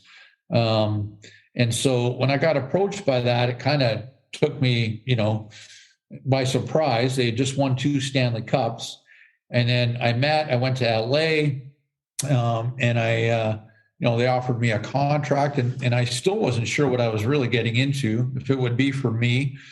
And now I'm entering my 8th year, and it's been a real, good and enjoyable aspect of, my career, still in hockey, working for a wonderful organization, Luca Robitaille, President Rob Blake. I mean, playing against those guys, they were on that '93 team, right? So how ironic is that, I'm part of an organization I never played against those guys, but yet now we're working together, and I have a role as a pro scout, and we've gone through a rebuild and trying to, get back to respectability of what they did in 2012 and 14, but it's not an easy task. They were looking good. They were looking good last year. Last year was a real good stepping stone for us. So, we've done our selling off of players, if you can remember, the Jake Mussins, the Toffoli's, the Martinez, the Pearsons, the Jack Campbells, the Kyle Cliffords. Like, there was those guys that we all unloaded. Jeff Carter. I mean, we traded all those guys away in order to fill the cupboards with young players and prospects and draft picks. And so, we ended up doing that. And, now we're moving in the right direction. We were able to sign some free agents last summer. Philip Deneau, we stole him from Montreal, but he was a great addition for us. Victor Arvids and Alexander Edler, those guys were really important parts for our growth last year. And now this year, we added again. We made a trade. We brought in Kevin Fiala from Minnesota. Yeah. We needed some help on our top six. He was expendable. I mean, we gave up a first rounder and a real good prospect and Brock Faber, but it was a situation that worked well for both teams. We're looking to add, and hopefully this will be another step to a Game 7 loss last year to Edmonton in the first round. Yeah, that was a phenomenal series too. Just phenomenal series. When you're watching these players and you're rhyming off a bunch of players and you're doing your scouting, is it hard? Because you love the game. Is it hard to be a pro scout and watch it without lacing up the skates some nights and going, oh man, I wish I could still lace up the skates? Oh yeah, you always think about that. Once a player, always a player. I mean, there are things that you are now watching. There are things that you naturally can get frustrated about. You see things in players that you make note of, and you say, "Oh man, I'm not too fond of that." It doesn't look like he wants to compete a lot for that puck, or, hey, this is an important part of the game or time of the game. Get in that shooting lane. You may be a skilled player, but you still have to sacrifice. And if you just think about Tampa Bay and what they've done, they won those 2 Stanley Cups, and I just even go back to this season. I mean, they never won it. I mean, Colorado did, but just think of those guys to a T, Stamkos going down to block shots and stuff. That really kind of epitomizes some of the things that you observe in players, and you either applaud and embrace, because as a player, you value those things and you understand how hard it is to win. And then you're frustrated with the players that have a lot of skill and talent, but may not have some of those other intangibles that, is part of each scout. I mean, there's scouts that, that may not be such a big deal to them, but it's a big deal to me. It's part of what we look for. It's part of, what we identify and the culture that you're trying to build as well. But you also realize that you're going to have some skilled players that aren't going to play 200 feet. Right. It's just the nature of the business. You'd love to have it, but it's not always going to happen. And maybe trying to get them to takes away a different part of their game if they try to do that. So you kind of touched on this a little bit, but how do you see the game as a pro scout versus on the ice as a player? When you were a player, you look to the left or you look to the right and you kind of go, my line mates or this other line, they're doing X, Y, and Z. Do you look for the same stuff as you did as a player now that you're a scout? I tell you what, scouting, and certainly when I broke into, doing what I'm doing with the Kings in the NHL, it took a long time. You may have played the game, you may have played with great players, you may know the game, you may understand the game, but there is no hurrying up the scouting process. It can be a humbling experience because, let's face it, there's 700 players in the NHL. I mean, I'm only responsible for the Atlantic Division, which is 8 teams. That's the Toronto, the Buffaloes, but you can watch a guy one night and get an impression, right? He may have a bad game. You may go see him again in a couple of weeks. He has a bad game. But that, it's body of work, right? And I think sometimes, scouts make the mistake that, and especially early on, we're all impressionable, right? you have an opinion, you're paid for an opinion and you're paid to watch, and it takes time to, I think, just understand the nuances of what your manager wants or or how your scouting staff is built. The internal language, things that you look for in a player. There's obvious, like it's a skilled, fast game, like if you can't skate in this game, like you're going to be, it's tough. Like, there's a handful of skaters in the game today that are below average, whether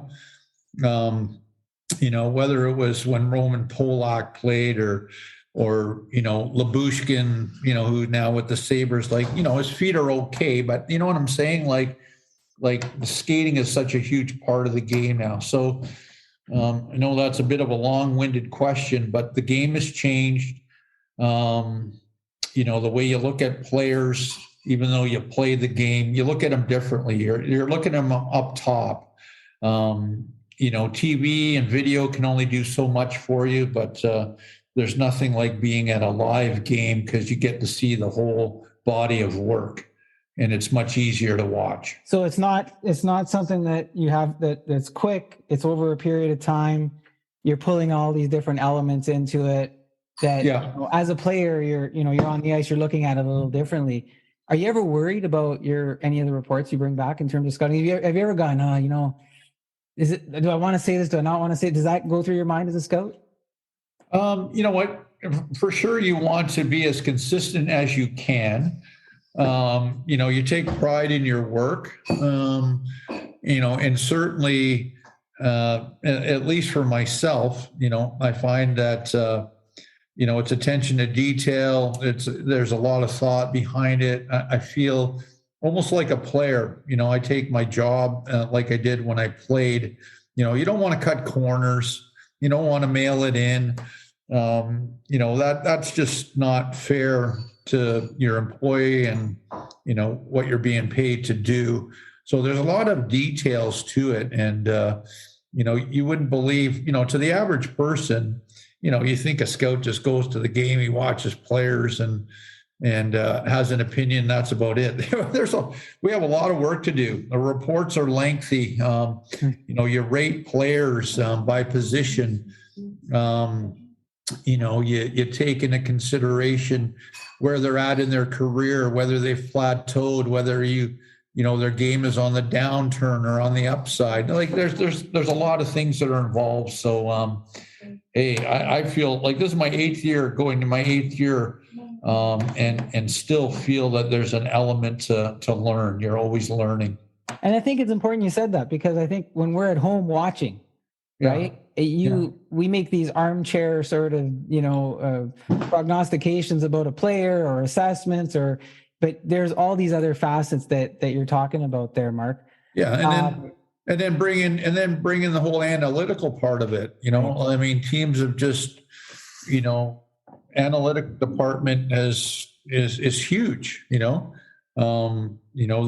have an opinion, and they, stats don't lie, data, there's so much data.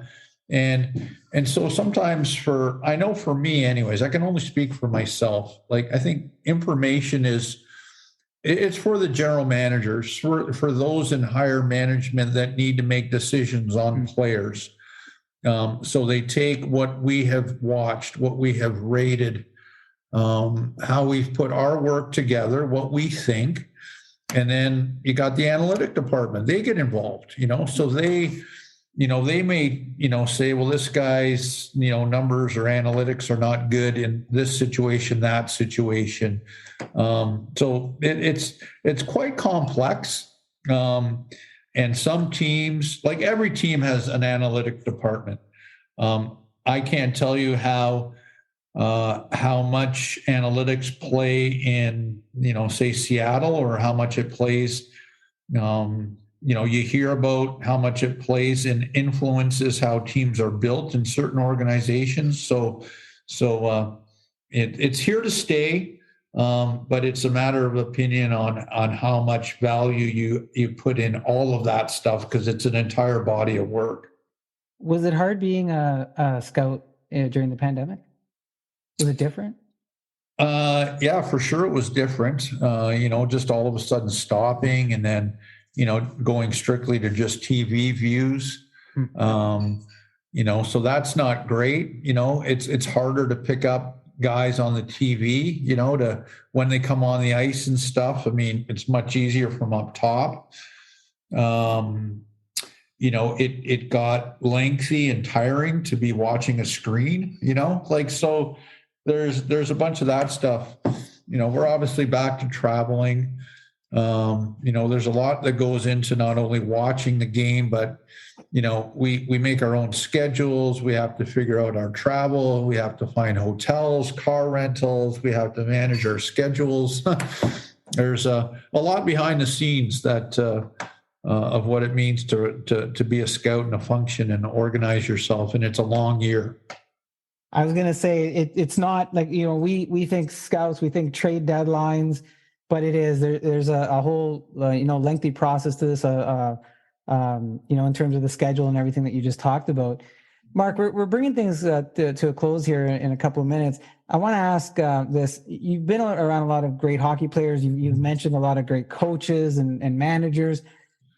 Did anyone ever give you advice or words of wisdom that maybe have stuck with you throughout the years and that you would impart on someone else? Yeah, it's funny you mentioned that. I know that you threw me some things to consider and think about beforehand before we chatted. That was one of them. And I guess the former, one of my former coaches, Herb Brooks, who I played for in New York. I mean, Herbie won the gold medal, as we know, for Team USA in 1980 with, the Miracle on Ice with a bunch of college kids beating the Russians, which was epic. Playing for Herb, when I came to New York and was traded there in 83, the Islanders were in their heyday. But Herb was the first coach that I had that made the game, like his drills were fun. Like I came through 2 years of Detroit doing the same practice almost every day. It was monotony. And yet Herb was innovative. His drills were, he changed practice up. They were flow drills. He almost embraced some of the stuff I think he learned from the Olympic hockey and the Russians and stuff. But he was also very X's and O's and systematic. So I learned some stuff from him. And so it was fun playing with Herb Brooks. And then I remember him taking me aside one day and, cause I was in a, like every player gets in a slump in that. And he came up to me and it kind of, he knew about my faith and he knew that it was important to me. And, he went on to tell me, he goes, my grandmother is a woman of faith. And then he gave me, he talked to me from a portion of the Bible in Romans chapter 5. He threw out a couple of verses that talks about, endurance and endurance leads on to persevering, and persevering builds character. And so I went and reread those verses, being in the slump. And basically what he was saying is that, hang in there, faith is important, but, think about life is not easy. There's going to be ups and there's downs. And this is just a game. You're in a slump in a game. But, those are some of the things, that was one particular thing that came that I found really, kind of interesting from a coach. You never thought he would get that personal with you. And then years later, Herb embraced faith. It became important to him. He got involved and did some stuff with Hockey Ministries, after he was done coaching and stuff. So, he tragically passed away, but, he was a real, a great coach for me. I learned a lot from him, but I also valued, just that little bit about, life is, full of challenges, but hey, your faith, remember that, you got to persevere and endure, and that's going to produce character, and character lasts. So that was pretty cool. That's a great memory. Thank you for sharing that with us and talking about Herb and just the fact that he went that deep to show you that he cared, right? Yeah. Like to tap into something that mattered to you. I love little stories like that because we always think, we keep it on at the high level sometimes, but when you hear that something goes deep like that, it just makes a difference. Mark, listen, I'm incredibly thankful that I had this time with you. I could probably talk to you much longer than you want to talk to me, but if is there anything that you'd like to leave us with before I let you go? Any advice for kids, advice for players, advice for us? You're always asked that question about kids, kids in the game and how the game has kind of changed. Like, sports has changed in general. Money has changed. The amount of money that's out there. I think about not getting drafted into junior, making it as a walk-on, and then getting drafted into the NHL, not having an agent, before you were actually drafted into the NHL. I mean, so, hockey's become a business. Agents are recruiting young players at a young age, and, they're being embraced and, told how good they are at a young age, like rightly or wrongly. I mean, it's just different today.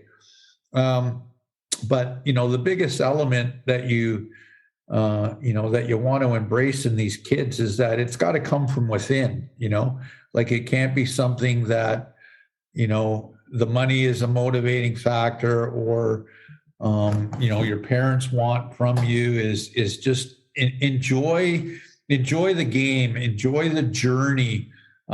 It's work ethic. Like, I played with, I remember, when I was coaching at the end of my career, we had Marty St. Louis and Eric Perrin in Cleveland, because I finished my career in the American League. And back then it was the IHL, but those two kids weren't drafted. They came to Cleveland, and Marty St. Louis went on to, and now is coach of the Montreal Canadiens.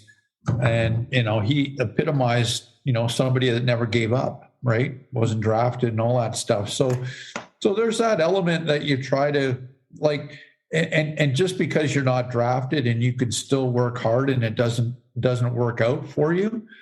But at the end of the day, like when I went to junior hockey, and I didn't expect to make junior hockey, I wasn't drafted, but I applied myself. I worked hard in the summer, and it worked out for me.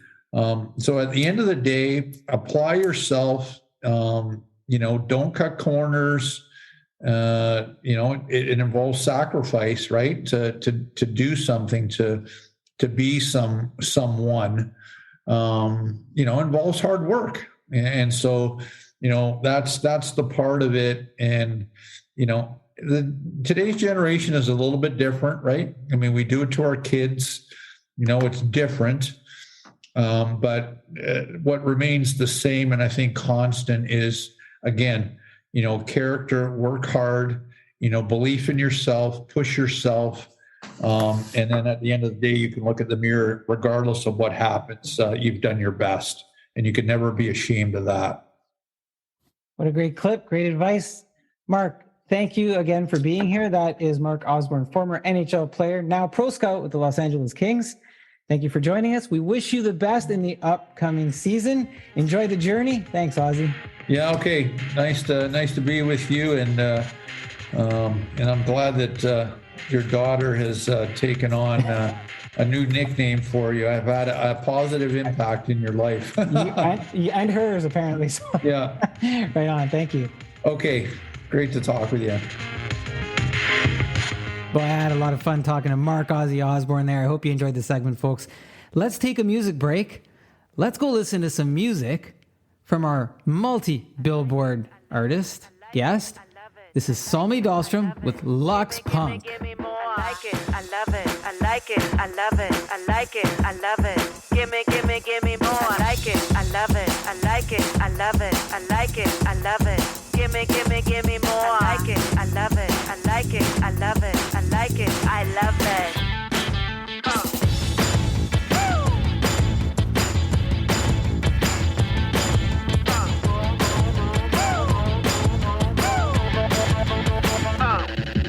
I like it, I love it, I like it, I love it, I like it, I love it.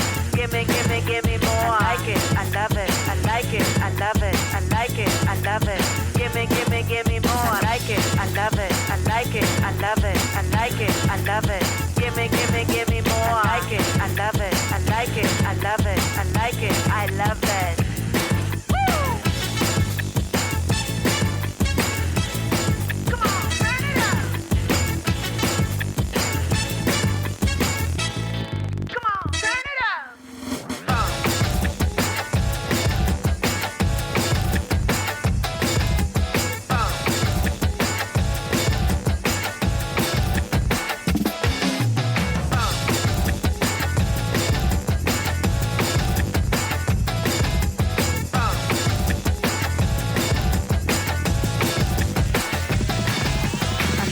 I love it, I like it, I love it, I like it, I love it.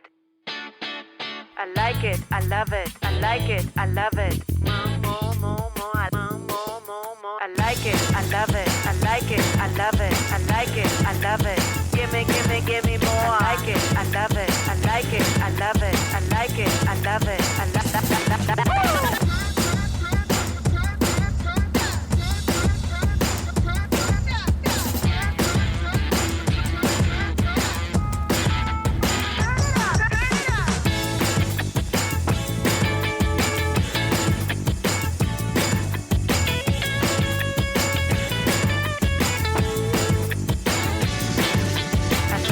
I love it, I like it, I love it, I like it, I love it. Give me more. I like it, I love it, I like it, I love it, I like it. I like it. I love it. That's Salme Dahlstrom with Lux Punk. We're going to hear more from her a little bit later on in the show, so stay tuned for that. Now, let's hear from Carol Davidson. She is a Ward 1 Richmond Hill Oak Ridges candidate for the municipal elections that are coming up in October. And if you don't live in Richmond Hill, that's okay, because the things that we talk about are applicable, I believe, to wherever you are, whether you're going to take the perspective of how does a political candidate sound and what are the things that they do, or even some of the local issues that we talk about. So here is Carol Davidson. I would like to welcome to the show Richmond Hill Ward 1 candidate Carol Davidson, who is running in this fall's municipal election with her message on positive change. Thanks for spending some time with us, Carol. How are you tonight? I'm great, and thank you so much for your invitation. Oh, I'm glad you could make it. I know we talked a few years ago, and then sometimes in between, and you've always seemed to have an interest in community, and so I thought, yeah, let's get you on the show and let's talk community. But I want to ask, are you a long-time Oak Ridges, Richmond Hill resident? Yes, we moved here in 1999, and we have 3 kids and raised them here. And I just remember moving in and thinking, well, we bought a white elephant. No one's going to move into Oak Ridges. What are we doing? And now look at it. It's a booming community. Yeah, it's phenomenal, right? And we moved here in 2008. Mm-hmm. And even in that short period of time, it was just phenomenal growth has been happening, right? Yeah. So as elsewhere in Richmond Hill. Well, yeah, and I got a question about that later on that hopefully you can help us with too. Now, okay. Speaking of that, so you're running for council, and I was checking out your website, caroldavidson.ca. Mm-hmm. And I like the .ca, right? Because it's so natural just to put the .com, but hey, Canada.ca. You have 4 pillars for positive change that are posted there. And can you tell us what exactly are they, and why should they be important to people as they get ready for the October 24th municipal election? Well, I'll tell you that, there's many, but I spent a great deal of time trying to boil it down to 4. And the first one is grow municipal services, because as Richmond Hill grows, we need to ensure that the things like sewers can handle the new development. And infrastructure costs are supposed to be covered by development charges, but the current council has continually focused on reducing the rate that builders pay. So that means if there are any problems down the road, taxpayers will be on the hook. And I look at the smell of sewage at Yonge and King and North Lake Road. This is taking years to fix, and we want to make sure that services like water, waste management are sufficiently funded as we build. I would like to see part of expanding municipal services includes more bylaw enforcement for parking, noise, tree cutting. There are many issues in Oak Ridges that upset residents, and I don't think we need more rules and bylaws. I just think we need to work on enforcing the bylaws we have. The next one is restore council accountability. This term, council removed some of the checks and balances that make for good government. They vastly increased their personal expense accounts for the job while removing the need for any review and approval of expenses by the city treasurer.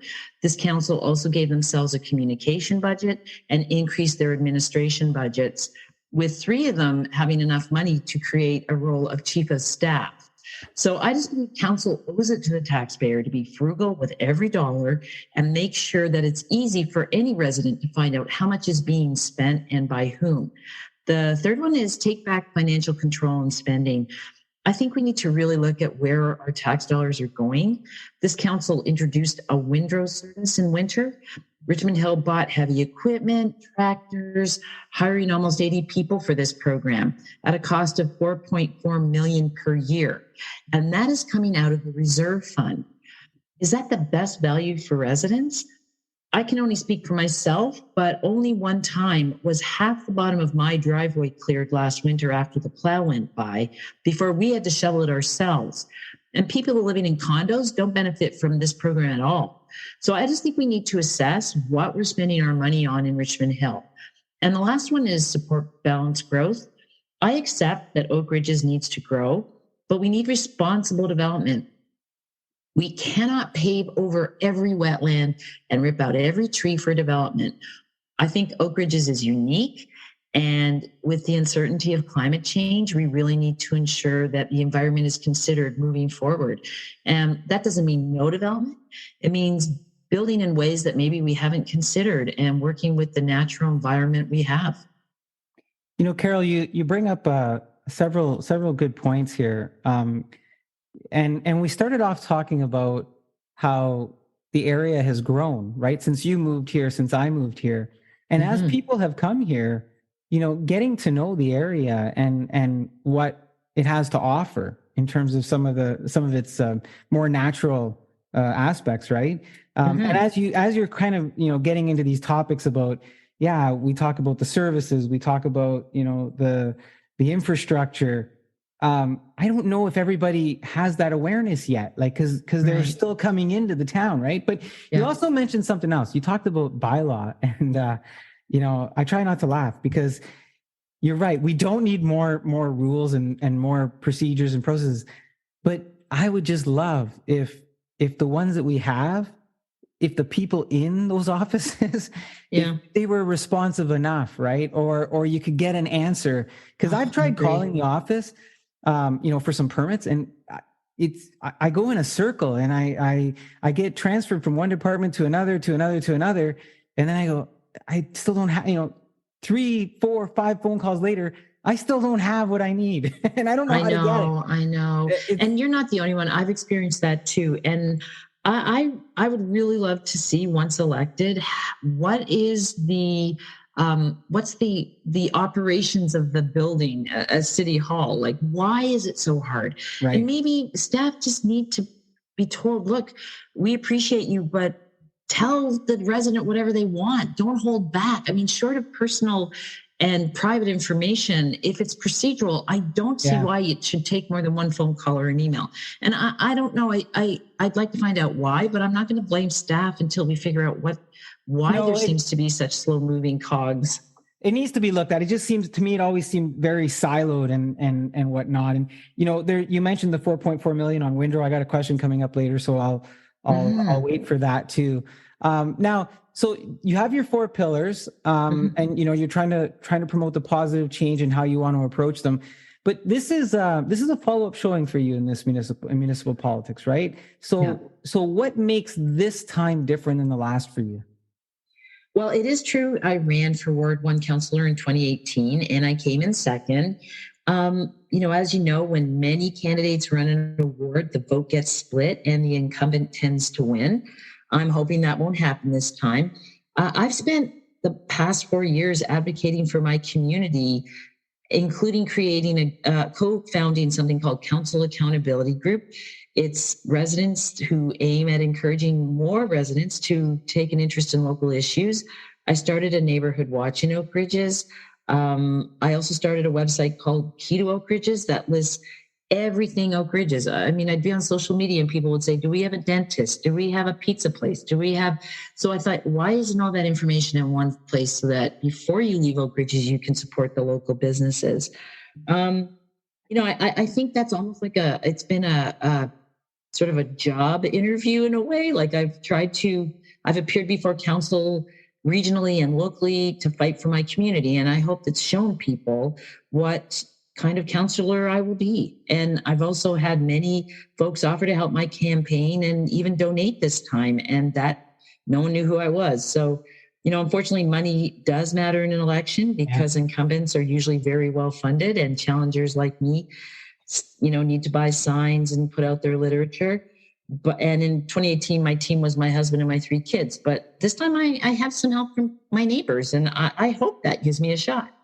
I do remember you in 2018. You were out there and you were working and you were meeting people and all that. And I think, the fact that after that, and you said, hey, I came in second, but I didn't go away. You stuck around and you got involved in the community and you started to try to do things for your fellow community members and things like that. So I guess what you're saying is, look, it wasn't me just trying to get on council for the sake of getting on council. I cared and I still care. And that's why I've been around for the last 4 years and I'm here now. Right.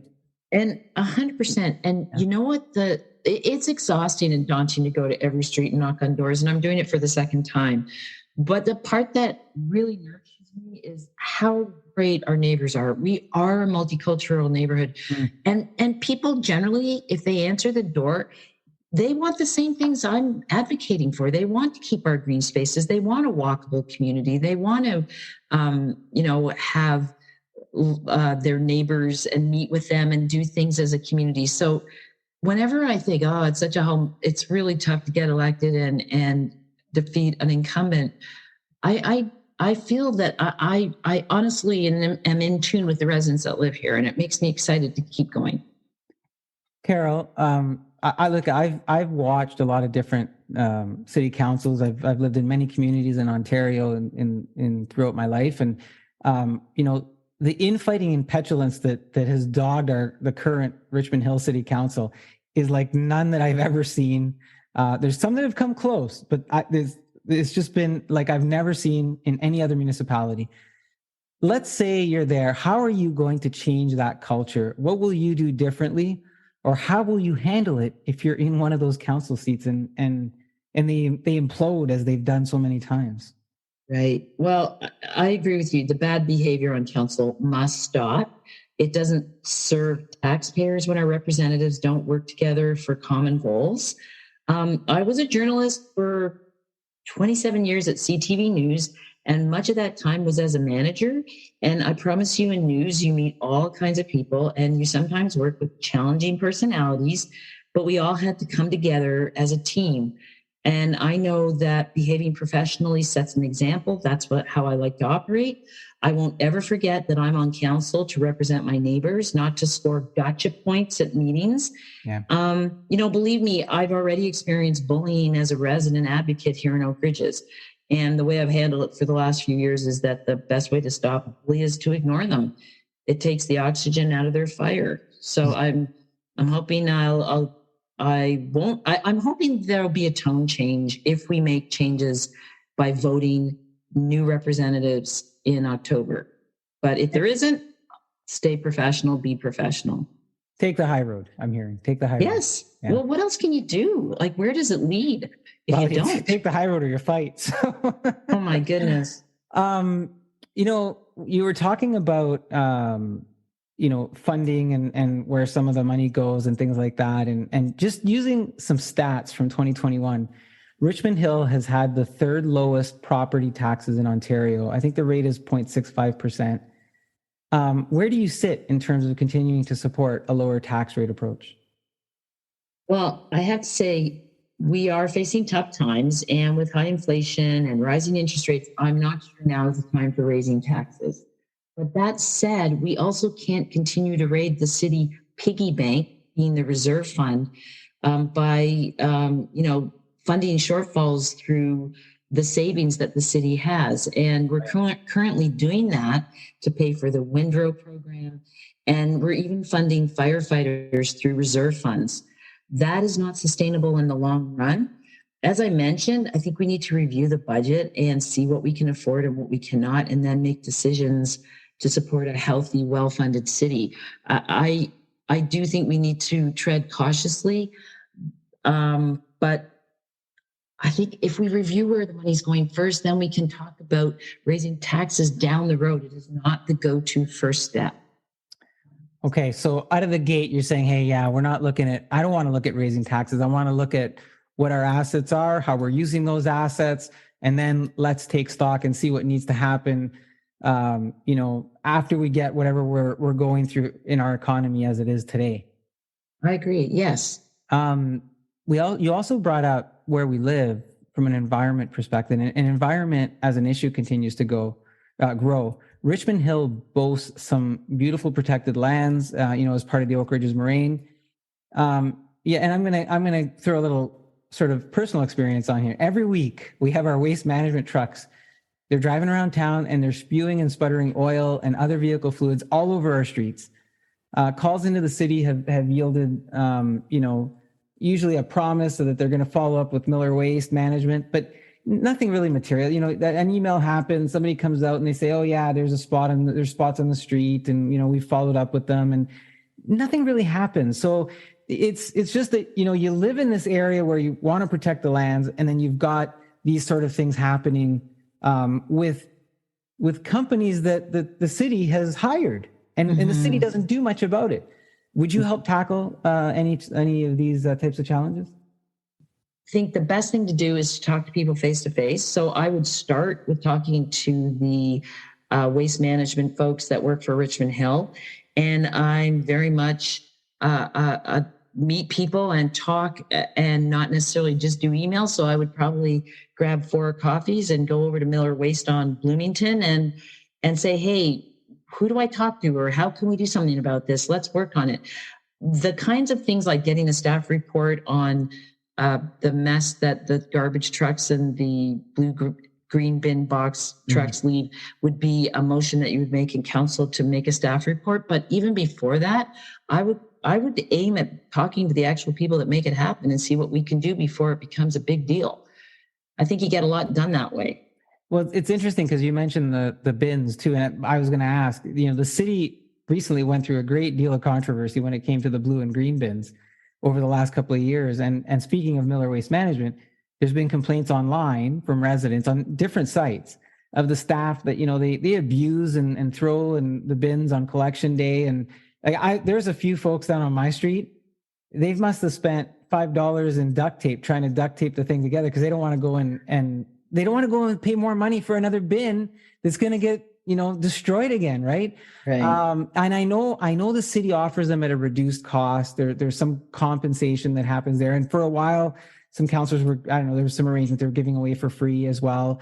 But it's a cost that residents don't want to incur for something that they didn't do. And Miller doesn't take any responsibility for it, and the city doesn't want to help. So how would you approach that issue to help the residents? And maybe what do other communities do with this sort of thing? Well, so it's true. Around August 2020 till very recently, bin replacement was $8.45. Right. But they've actually made it free again. Oh. So, but when I say free, it's taxpayer dollars, right? You go pick it up and you don't have to pay for it, but guess what? It's coming out of the tax fund. So it's not really free. Right. That's a really good question. And again, when I meet with Miller, I don't know what you do about that. I think those things aren't as durable as they should be. Maybe we need to look at other ways to put out our waste in our green bins. Yeah. There are areas in Oak Ridges that are very windy. And if you drive down there on a blue bin day, you all the blue bins are empty because the cans and things are blown all over the neighborhood. I do think we need to look at improving that whole service. I get it. The city has a contract probably with Miller, and you know, I don't know the ins and outs of that contract, but I'm imagining that there is no accountability to Miller, right, on those bins. Just like there's probably no accountability to Miller on them not fixing their trucks. so you know, I know, you know, you there maybe there's a process or whatever, but I just keep seeing this stuff online and people are losing their minds. And maybe it sounds trivial to some folks who might be listening and don't live in the town, but it becomes a real thing because it does scatter all over the place, and it's a mess, right?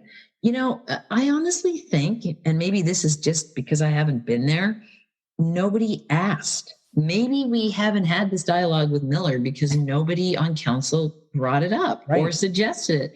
And now, you know, you brought it to my attention, and that's the kind of thing, if elected, I would like to hear from residents. What do you want me to tackle? Why don't I go speak for you? Let's go see what we can do. I'd be very surprised if someone is asked about that. So I don't think anything's impossible. We can improve things. So, Carol, it's funny because you said, you know, it comes out of the tax dollars. It comes out of the funds, right? Like people are paying their taxes. So another hot issue that residents have been debating online, and you brought it up in the beginning when we talked about, you know, the pillars and things. It's the winter windrow cleaning service that came in a couple of years ago. Most of the complaints that I see is that the service doesn't happen for maybe 12 or more hours after the end of a snowfall. By then, the plows have gone by. People need to go to work, school, you know, deal with it, whatever other urgencies. I can tell you from my own experience, I don't wait for it because I can't. I can't wait for that thing to come around. And for me on our street, I barely see the plow go by on our street. And sometimes when it does, it only does like half the street. And being somebody who owns a snowblower, I'm cleaning my driveway. I'm cleaning, you know, neighbors three doors all the way 3 doors down. Because some of them will come over and they're like, "Can you please?" And I'm like, "Yeah, you know, I got the blower and I'll just go and do it." Right? Yeah. But this windrow thing, you know, and I think it's cleaned my driveway twice maybe when it came fast enough. I don't even know if fast enough is the right thing. But look, is this fixable? Because we bought all this equipment, you hired all this staff. Is windrow worth keeping around? And how do we get a better winter service out of it? How do we get better winter service, period? Yeah. Well, I agree. The windrow program is costly and inefficient. And, you know, we do need to review if this program needs to be revamped. You know, the way we've done it with separate tractors and separate staff is actually the way that other municipalities have said, no, that's too expensive. And yet we signed up for that. I'm not sure why. We do need to review if we can make this thing affordable and effective. We used to have windrow clearing just for elderly residents and those who physically needed a hand. I'm not sure why that approach needed to be changed. We've hired almost 80 full-time staff for the windrow program, so they would need to be considered too if we decided to change this expensive program. You know, in my mind, I think there are machines in other municipalities where the front blade does the street and there's a side blade that does the driveway at the same time. But I'm honestly not privy to what the contracts are we have with plows being, you know, plows separate from windrow. So go ahead. It's almost like one of those projects where you've gone so deep, you're afraid to go back, right? Like you're like, I don't we know spent who asked for $4.4 it. million. What are we going to do? But who asked for this program? And it's coming out of the savings. I don't know. Perhaps Windows Draft, like it almost feels like for $4.4 million, we could get people to shovel the whole driveway. It's just strange. Well, so anyway, I do like, you know, a quarter of our street. Yeah, I know. Like there's 11 homes on our street. I think I do 6. So. I do think we need to call for a financial audit of this windrow program, and with no preconceived notions of what we're going to do about it, and not say we're going to get rid of it, but let's figure out a way to make it more efficient. Obviously, I think we bought 30 tractors. I could be wrong. How does 30 tractors cover the entire area of Richmond Hill simultaneously. Well, obviously it can't. So some of the smaller streets like mine, and I guess yours, they're not first ones to get done. So, but yeah. And that's, like I said, if it comes, or when it comes, and that's like when the plow even comes, because every single year I have to call and go, can you guys help us out, please? Like, you know, if I take my, you know, my bicycle out, I might be able to get through. But look, so we're talking services here, right? We're about to get bigger. So let's talk growth and expansion. So Richmond Hill's projected growth by 2041, we'll see about an increase to, I think, to almost 280,000 people. What's your view what's your view, I guess, or approach on housing development and commuting even, right? Yeah. Well, so this term council already approved enough units to surpass projected growth for the next 20 years. So I do think it's now time to think about what kind of community we want. And I think in Oak Ridges, we should start thinking about a walkable city, and it's past time to kind of update our business area. We need to make downtown Oak Ridges a place people want to go to eat, drink a cup of coffee, meet friends, maybe similar to what Unionville has done. And I think we need to make Oak Ridges more bicycle friendly, with places to safely park your bike and lock it up. And, you know, we need a walkable community that starts with continuous sidewalks in Ward 1. Ward 1 starts down at Jefferson Side Road and ends at Bloomington, north-south. And I can't walk or ride a bike on a sidewalk on any of the main streets. There's no continuous sidewalk on Bathurst, Leslie, Bayview, or Yonge. So, I mean, that's a start. Let's connect the entire community and make it safer for people to move about. I've tried, by the way, I've tried, for the record, to ride my bike in some of those areas. Yeah, that's dangerous. It is dangerous. I know. And, you know, you also can't get to one of the two GOAT stations in Oak Ridges by bike or walking either. So, you know, these kinds of ground level improvements, I think, will make us a more green city. You know, I know there's an affordable housing crisis. My kids who grew up here, they're not going to be able to afford to live here. There's a middle sort of missing. We've approved this council's approved a lot of condos, and there's condos approved for Oak Ridges as well. But I think we need to work with the province, the region, the federal government to find ways to make these new homes and invite new residents more affordable. Like, there's just no way Richmond Hill can do it on their own. Yeah, but I guess, you know, if you do, Carol, so if you go down the path of, let's build, you know, dense housing, right? Like, if you increase the density, so the shift to some of the other things we talked about is going to take place as well, right? Like, there is going to be an impact on the environment. There is going to be an impact on commuting. You know, there is going to be an impact on those other services. So what's the balance? Like, where do we find that balance? See, I do feel like, I know everyone thinks this is NIMBY, not in my backyard, but the truth is Oak Ridges is not the same as every other part of Richmond Hill. And I see places like BC that had, you know, a week's worth of rain in 2 days. We don't know what's coming with climate change. So we have to figure out ways. Maybe we haven't come up with it yet, but I think we need to start looking at some innovative proposals for pilot projects that consider the environment and don't just pave it over. I'm sincerely worried about the sustainability of building a condo or any building the same way we did 50 years ago, because that's not what the climate is anymore. And I want to go and challenge people to not rubber stamp more. You know, if it's not a condo, it's what people call McMansions, right? Big scale houses. And I would really love Richmond Hill to consider working at being innovative and maybe having some pilot projects that nobody's tried yet and getting ahead of some of this stuff. I just, you know, there's a couple of things there. I just know over the years that I have been in this area, I've watched a couple of farms close up and move out. And where those farms were, they've become residentials. And when I ask, you know, some of the farmers even, why are you like, well, we're going to close up. Why? Well, my kids don't want to do this. and look around you. Like, I can't keep a farm here.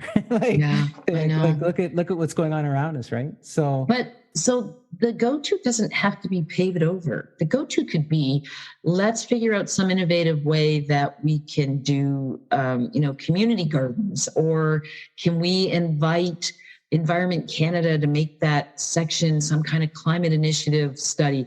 Like, I just think there's so many more solutions than just saying, if you can't farm it, we'll make condos. If you can't, there's just so many other solutions that we haven't tried. And but you know what? I'm open to it. One of the things that I talked about in a podcast earlier this year, I did a segment on hydroponic farming and how, we're building up as opposed to out, and how you integrate some of that hydroponic farming into other infrastructure.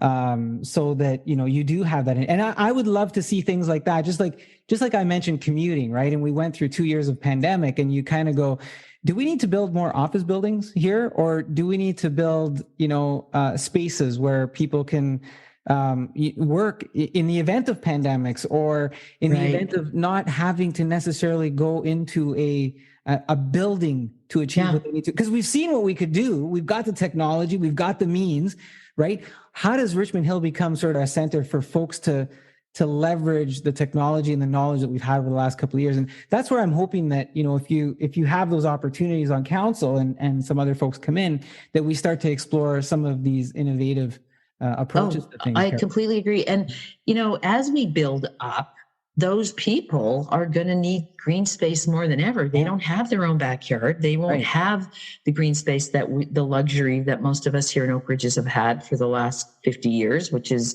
a nice little plot of land with our home, and we can have our own garden. So I do think we need to preserve the green spaces and wetlands that we have for the greater good. Because I'm sure, the Bernard KDA, which is near Elgin Mills and Yonge, they have approved huge high-rise condos. Yeah. Well, those folks are going to want to get out and breathe fresh air, and I hope we keep the places available so they can all do that. And you got me thinking too, because when you said, about Oak Ridges and climate change, and we have a whole lot of kettle lakes around here. And the kettle lakes were formed from the Ice Age, right? So, so we know that the area is susceptible to climate change. But anyways, that's probably another topic. And I just want to say, I think the role of government is to do the things that people themselves or businesses themselves can't do. So, if we always make the measure, that won't be profitable, nothing new will ever be tried. And if not government trying these things that are a little out there, but maybe in the long run, really beneficial, who else is going to do it? Yeah. I mean, you know what? And it's funny, like I often listen to some of the platforms and I go, geez, we could still save money, but we don't have to do it the way we did it 50 years ago. It's good that we know the way we did it 50 years ago. Sometimes there's things we can leverage, but we now have another 80 years worth of information and technology in advance. So how can we do it differently? Because we still could save the money. We could still minimize the risk, but I'm not on council. So I'm an armchair observer at this point. So, but I do want to start a resident group, because there are so many smart people in our neighborhood, and they have great ideas and ideas for big plans that benefit the whole community. I don't have all the answers, but I'd like to be the vessel to try some of this. To work with folks. Yeah. So Carol, look, every hopeful candidate promises change. And I hear you promising change. I hear you. You spent 4 years since the last election getting involved in the community. But what makes your message and what you're going to do different than any other candidate? I feel like I've already put forth my effort as a volunteer by appearing before council to try to save the Snively wetland, by going door to door to get people to write letters about a massive, apartment / townhouse development plan for the beautiful green space at Bloomington and Yonge. I feel like I've shown folks, look, this is what I do in my free time. Imagine what I can do when I'm working for you every day, 7 days a week. And the truth is, I truly love people. I love politics. I love this whole thing is like my dream job. So I'm not doing it for any reason except I truly think this community will benefit from a change, a positive look on what we can do in Oak Ridges and working together. And I hope people believe my sincerity on that. They've got 4 years worth of evidence to do that with, Carol. Oh, Look, that's true. I thank you for being here and going over some questions that are important to Richmond Hill, but also, include issues that I think many other communities are facing across Ontario. And before I let you go, is there anything that you would like to leave us with? I do believe that this is the most important election in Richmond Hill's history. So no matter where you live, please look at who's running your riding and find out who's the best candidate that represents the views you have, and make an effort to vote. You can vote online this time, or you can vote in person. And last time in my riding in Oak Ridges, only 24% of people voted, which means 76 didn't. And overall in Richmond Hill, we have a pretty low turnout, but this really affects your day to day. So let's all get out there, and just voting shows the community and yourself that we all care about this place. So let's make changes. Thanks again for doing the show with us, Carol. That is Carol Davidson, Richmond Hill Oak Ridge's Ward 1 candidate for the upcoming municipal election on Monday, October 24th, 2022. Wherever you are, please get out and vote, folks. Take care, Carol, and best wishes on the rest of the campaign. And thank you so much for our chat. Thanks, Carol. All right, before we get to our next segment, let's hear from one of our friends of the podcast, recipesatmytable.com. Recipes at My Table is a work of family, love of food, and sharing of stories. The stories keep the memories alive and make every day a party in my kitchen. Join me for the sharing of traditional Italian recipes and so much more. Visit me at www.recipesatmytable.com. All right, let's dive a little bit back into sports. We're going to talk PK Subban retirement, the comparison to Shea Weber, and see where that goes with the itsnottheref.com panel. You can see and hear the entire episode over on itsnottheref.com. But for now, here's a little clip. Speaking of fire and hot, PK Subban retires this week. You were in shock. I'm surprised because I think he still has some hockey left in him. He's not the player he was. In the last couple of years, he has slowed down, but he's what, 31, 32? I thought he was 33. 33? That's not. Yeah. There are plenty of older guys kicking around still. I thought, especially, the Leafs have Giordano's 39, and I'm going to some team, you would think could use him, pick him up. He's probably not in the top 4 anymore or whatever, or maybe he can be if there's an emergency or something. But I figured some team could pick him up, and it never happened, and I don't know why. It happened. Maybe he didn't want to play anymore too. That could have been part of it. Maybe that's what set the whole thing going. But I thought some team would try to pick him up. Yeah, I got the feeling that he has no interest in being a third pair guy, a bubble guy. You've got the ghost of Danny DeKeyser getting a PTO out in Vancouver. You think that somebody would take a flyer on Subban, but maybe it's that he doesn't want to. He wants to go out on his own terms. He doesn't want to be the guy that teams are taking a flyer on. Look, he in the last 3 seasons, he was a -21, a -16, and a -8. Plus minus is a flawed stat. Okay.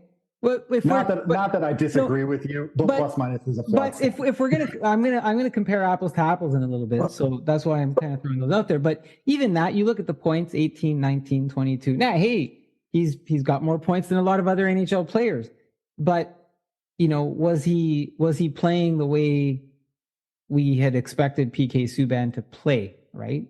But he wasn't on some very good teams either, right? They're teams that were never made the playoffs and struggling, rebuilding or whatever. So, the last few years those are the teams he played on.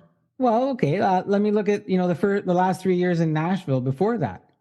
-8, +18, 5, but his point production was 40, 59, and 31. So, I don't know. I just there's that part of PK Subban, and then the other part of PK Subban was why doesn't anybody take a chance on this guy?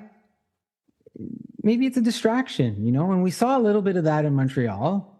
The boas and the hats and the dressing up and the attention goes to PK Subban and not the team. I'm not saying this is my opinion. I'm just saying that we've seen these things happen, right? And do you build a team in New Jersey? Do you want that in New Jersey when you're starting to change? I would counter that Edmonton is giving Jake Virtanen a chance. Mm-hmm. And if the problem is that it is how he dresses versus the situations that he gets himself in, that is a hockey culture problem. And we've talked about those, Clark. Yeah. Talked about those.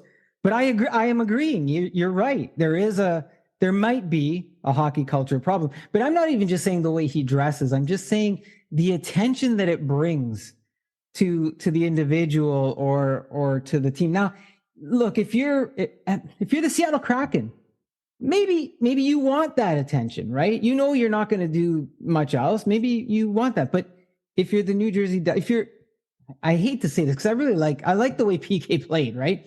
So if you're one of those teams and you want to be more serious, maybe that's part of it, that you don't take the flyer on him. Who says he's not serious? Who says he doesn't take his hockey seriously?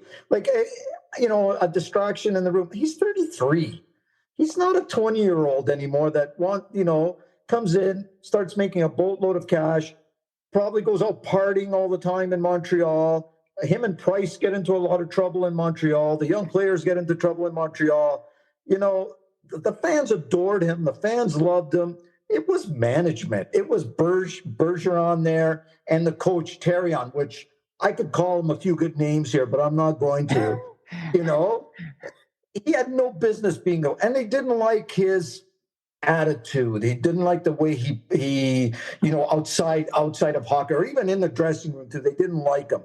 And they basically shut him down and then ended up trading him. That was a mistake. And I said that but I would have never traded him for Shea Weber. I would have gotten rid of him. Because after they got rid of Subban, they had made the finals, the conference finals there, and then they missed out. They traded him. Subban the next season goes to the finals with Nashville, right? And he really sparked them. Montreal went downhill after that and never got far till all right, wait. The year before. I don't know that Subban and Weber going to those respective teams were the things that turn things around for either one of them. But if we're gonna bring Shea Weber into the equation, it's been happening right since the trade. Who won the deal? Was it Weber or was Weber better? Was PK? Look at this, okay? Shea Weber played for 16 seasons. PK Subban now will have played for 13 seasons. Shea Weber scored 589 points over 1,038 games. Subban scored 467 over 834. They're relatively point for point. They're the same. They're around that 0.56, 0.55 over the span of their careers. One of them played 3 seasons longer though, and that's Weber. So I don't know that from a point production. I don't think technically, wait. Check Weber's. Well, how many games? Weber played 1,038 and Subban played 834. Is that 3 seasons? Roughly with injuries and other things that have happened, right? But the point production's about the same is what I'm saying. Now, and that's scoring. We're just looking at point production and scoring. From a plus minus, which Clark says, hey, it's flawed, but you have Weber sitting at a career plus 79 and you have Subban sitting at a career plus 5. I know, different teams, different scenarios, right? But you kind of look at the body of work and then you go, does one of these guys, is one of them better than the other? What is the difference? One's a perceived as a very loud leader, and the other one's perceived as a very quiet leader. And so you have very different personalities. Hockey does not like loud people. All right, as I mentioned, you can catch the rest of the show over on itsnottheref.com, where you can hear the rest of what Clark has to say about the hockey culture and loud people. Now we've come to the part of the show where I tell you a story or read you an essay or an opinion article of some sort. And today I have an article for you about paying yourself or going bankrupt. You can and should pay yourself so that you keep the most important person in your business, social or personal hierarchy the happiest. If you don't, you're likely going to have an internal struggle on your self-worth, commitment, achievements, and health that will cause the inner you to strike or the outer you to lock yourself out of your own goals. Whether it's email, snail mail, or the space inside our heads, our virtual inbox gets bombarded with requests and to-dos daily that come from friends, family, teachers, coworkers, customers, and even strangers. Managing the inbox has never been more challenging. The need for reward or value recognition is a must. In this case, however, you will play multiple roles in making sure it happens. Sociologist George Homans had a social exchange theory predicted on B.F. Skinner's human behavioral psychology theories. A focus of Homans' foundation was that an exchange of material or non-material goods as a reward mechanism between two or more individuals provides a key element for the enablement of social engagement behavior. I am suggesting that the individuals can be the same person when it comes to the notion of the social exchange theory, because we will make the same conscious or unconscious decisions about the costs and rewards on our own actions, even in self-transactions. So, if you don't pay yourself first, you may find yourself consciously or unconsciously saying, the cost is too high, the reward is too low, and therefore, your behavior will be modified to fit the situation you may have been able to avoid in the first place. Paying yourself first has long been a financial best practice for many business owners from a payday perspective. It's a basic idea that ensures you compensate yourself before you pay the bills so that you have something to show for the work you've completed.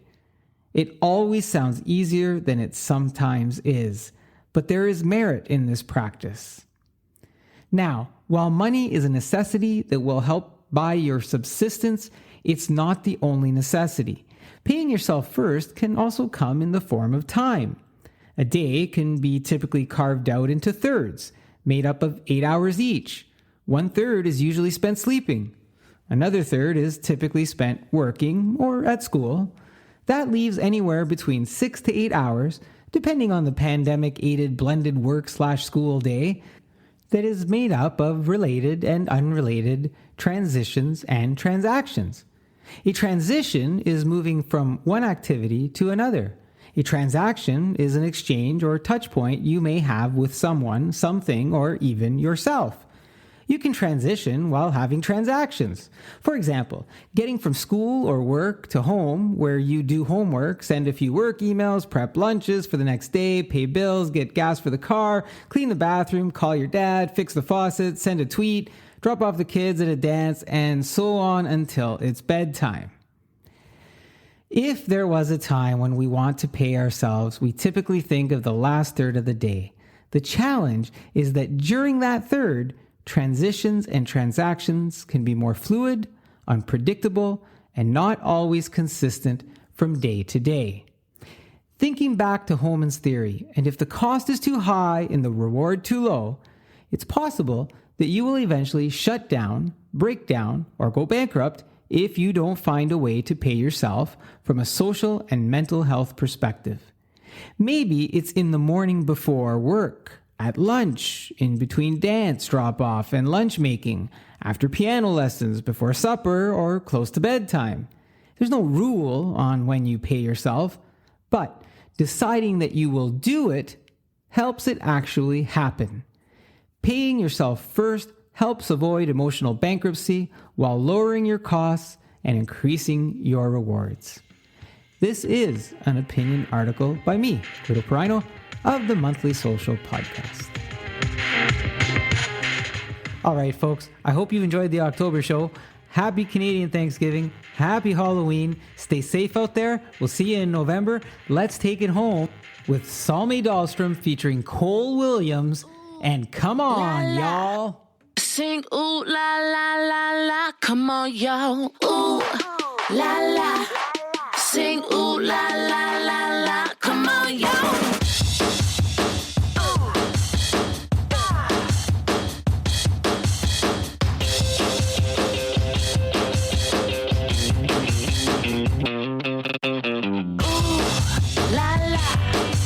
Sing ooh la la la la, come on y'all. Ooh la la. Sing ooh la la la la, come on y'all. Ooh la la. Sing ooh la la la la, come on y'all. Ooh la la. Sing ooh la la la la, come on y'all. I'm coming fast, I'm coming hard. Ready to blow up like a bomb. I'm in a rush, a manic rush, my biomusical clock is ticking. Got something juicy for you all your belly boys in particular. So shake your body down below, don't move too fast, don't rock too slow.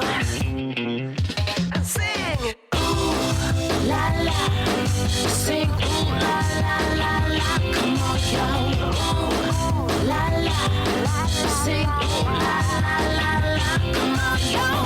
Ooh la la, sing ooh la la la la, come on y'all. Ooh la la, sing ooh ooh ooh. Give me a break, come on, let's check it.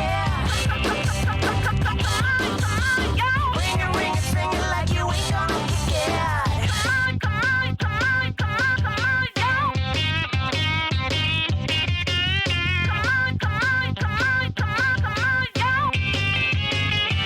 Ba ba ba ba ba.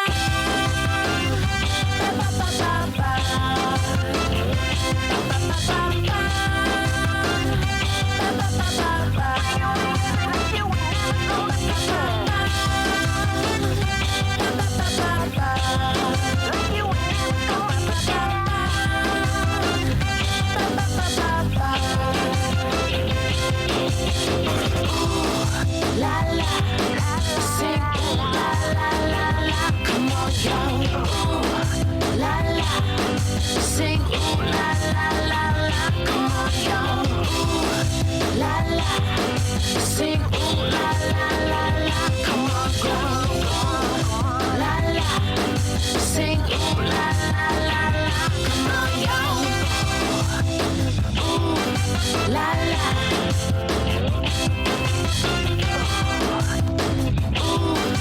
La la, ooh la la la la, come on y'all.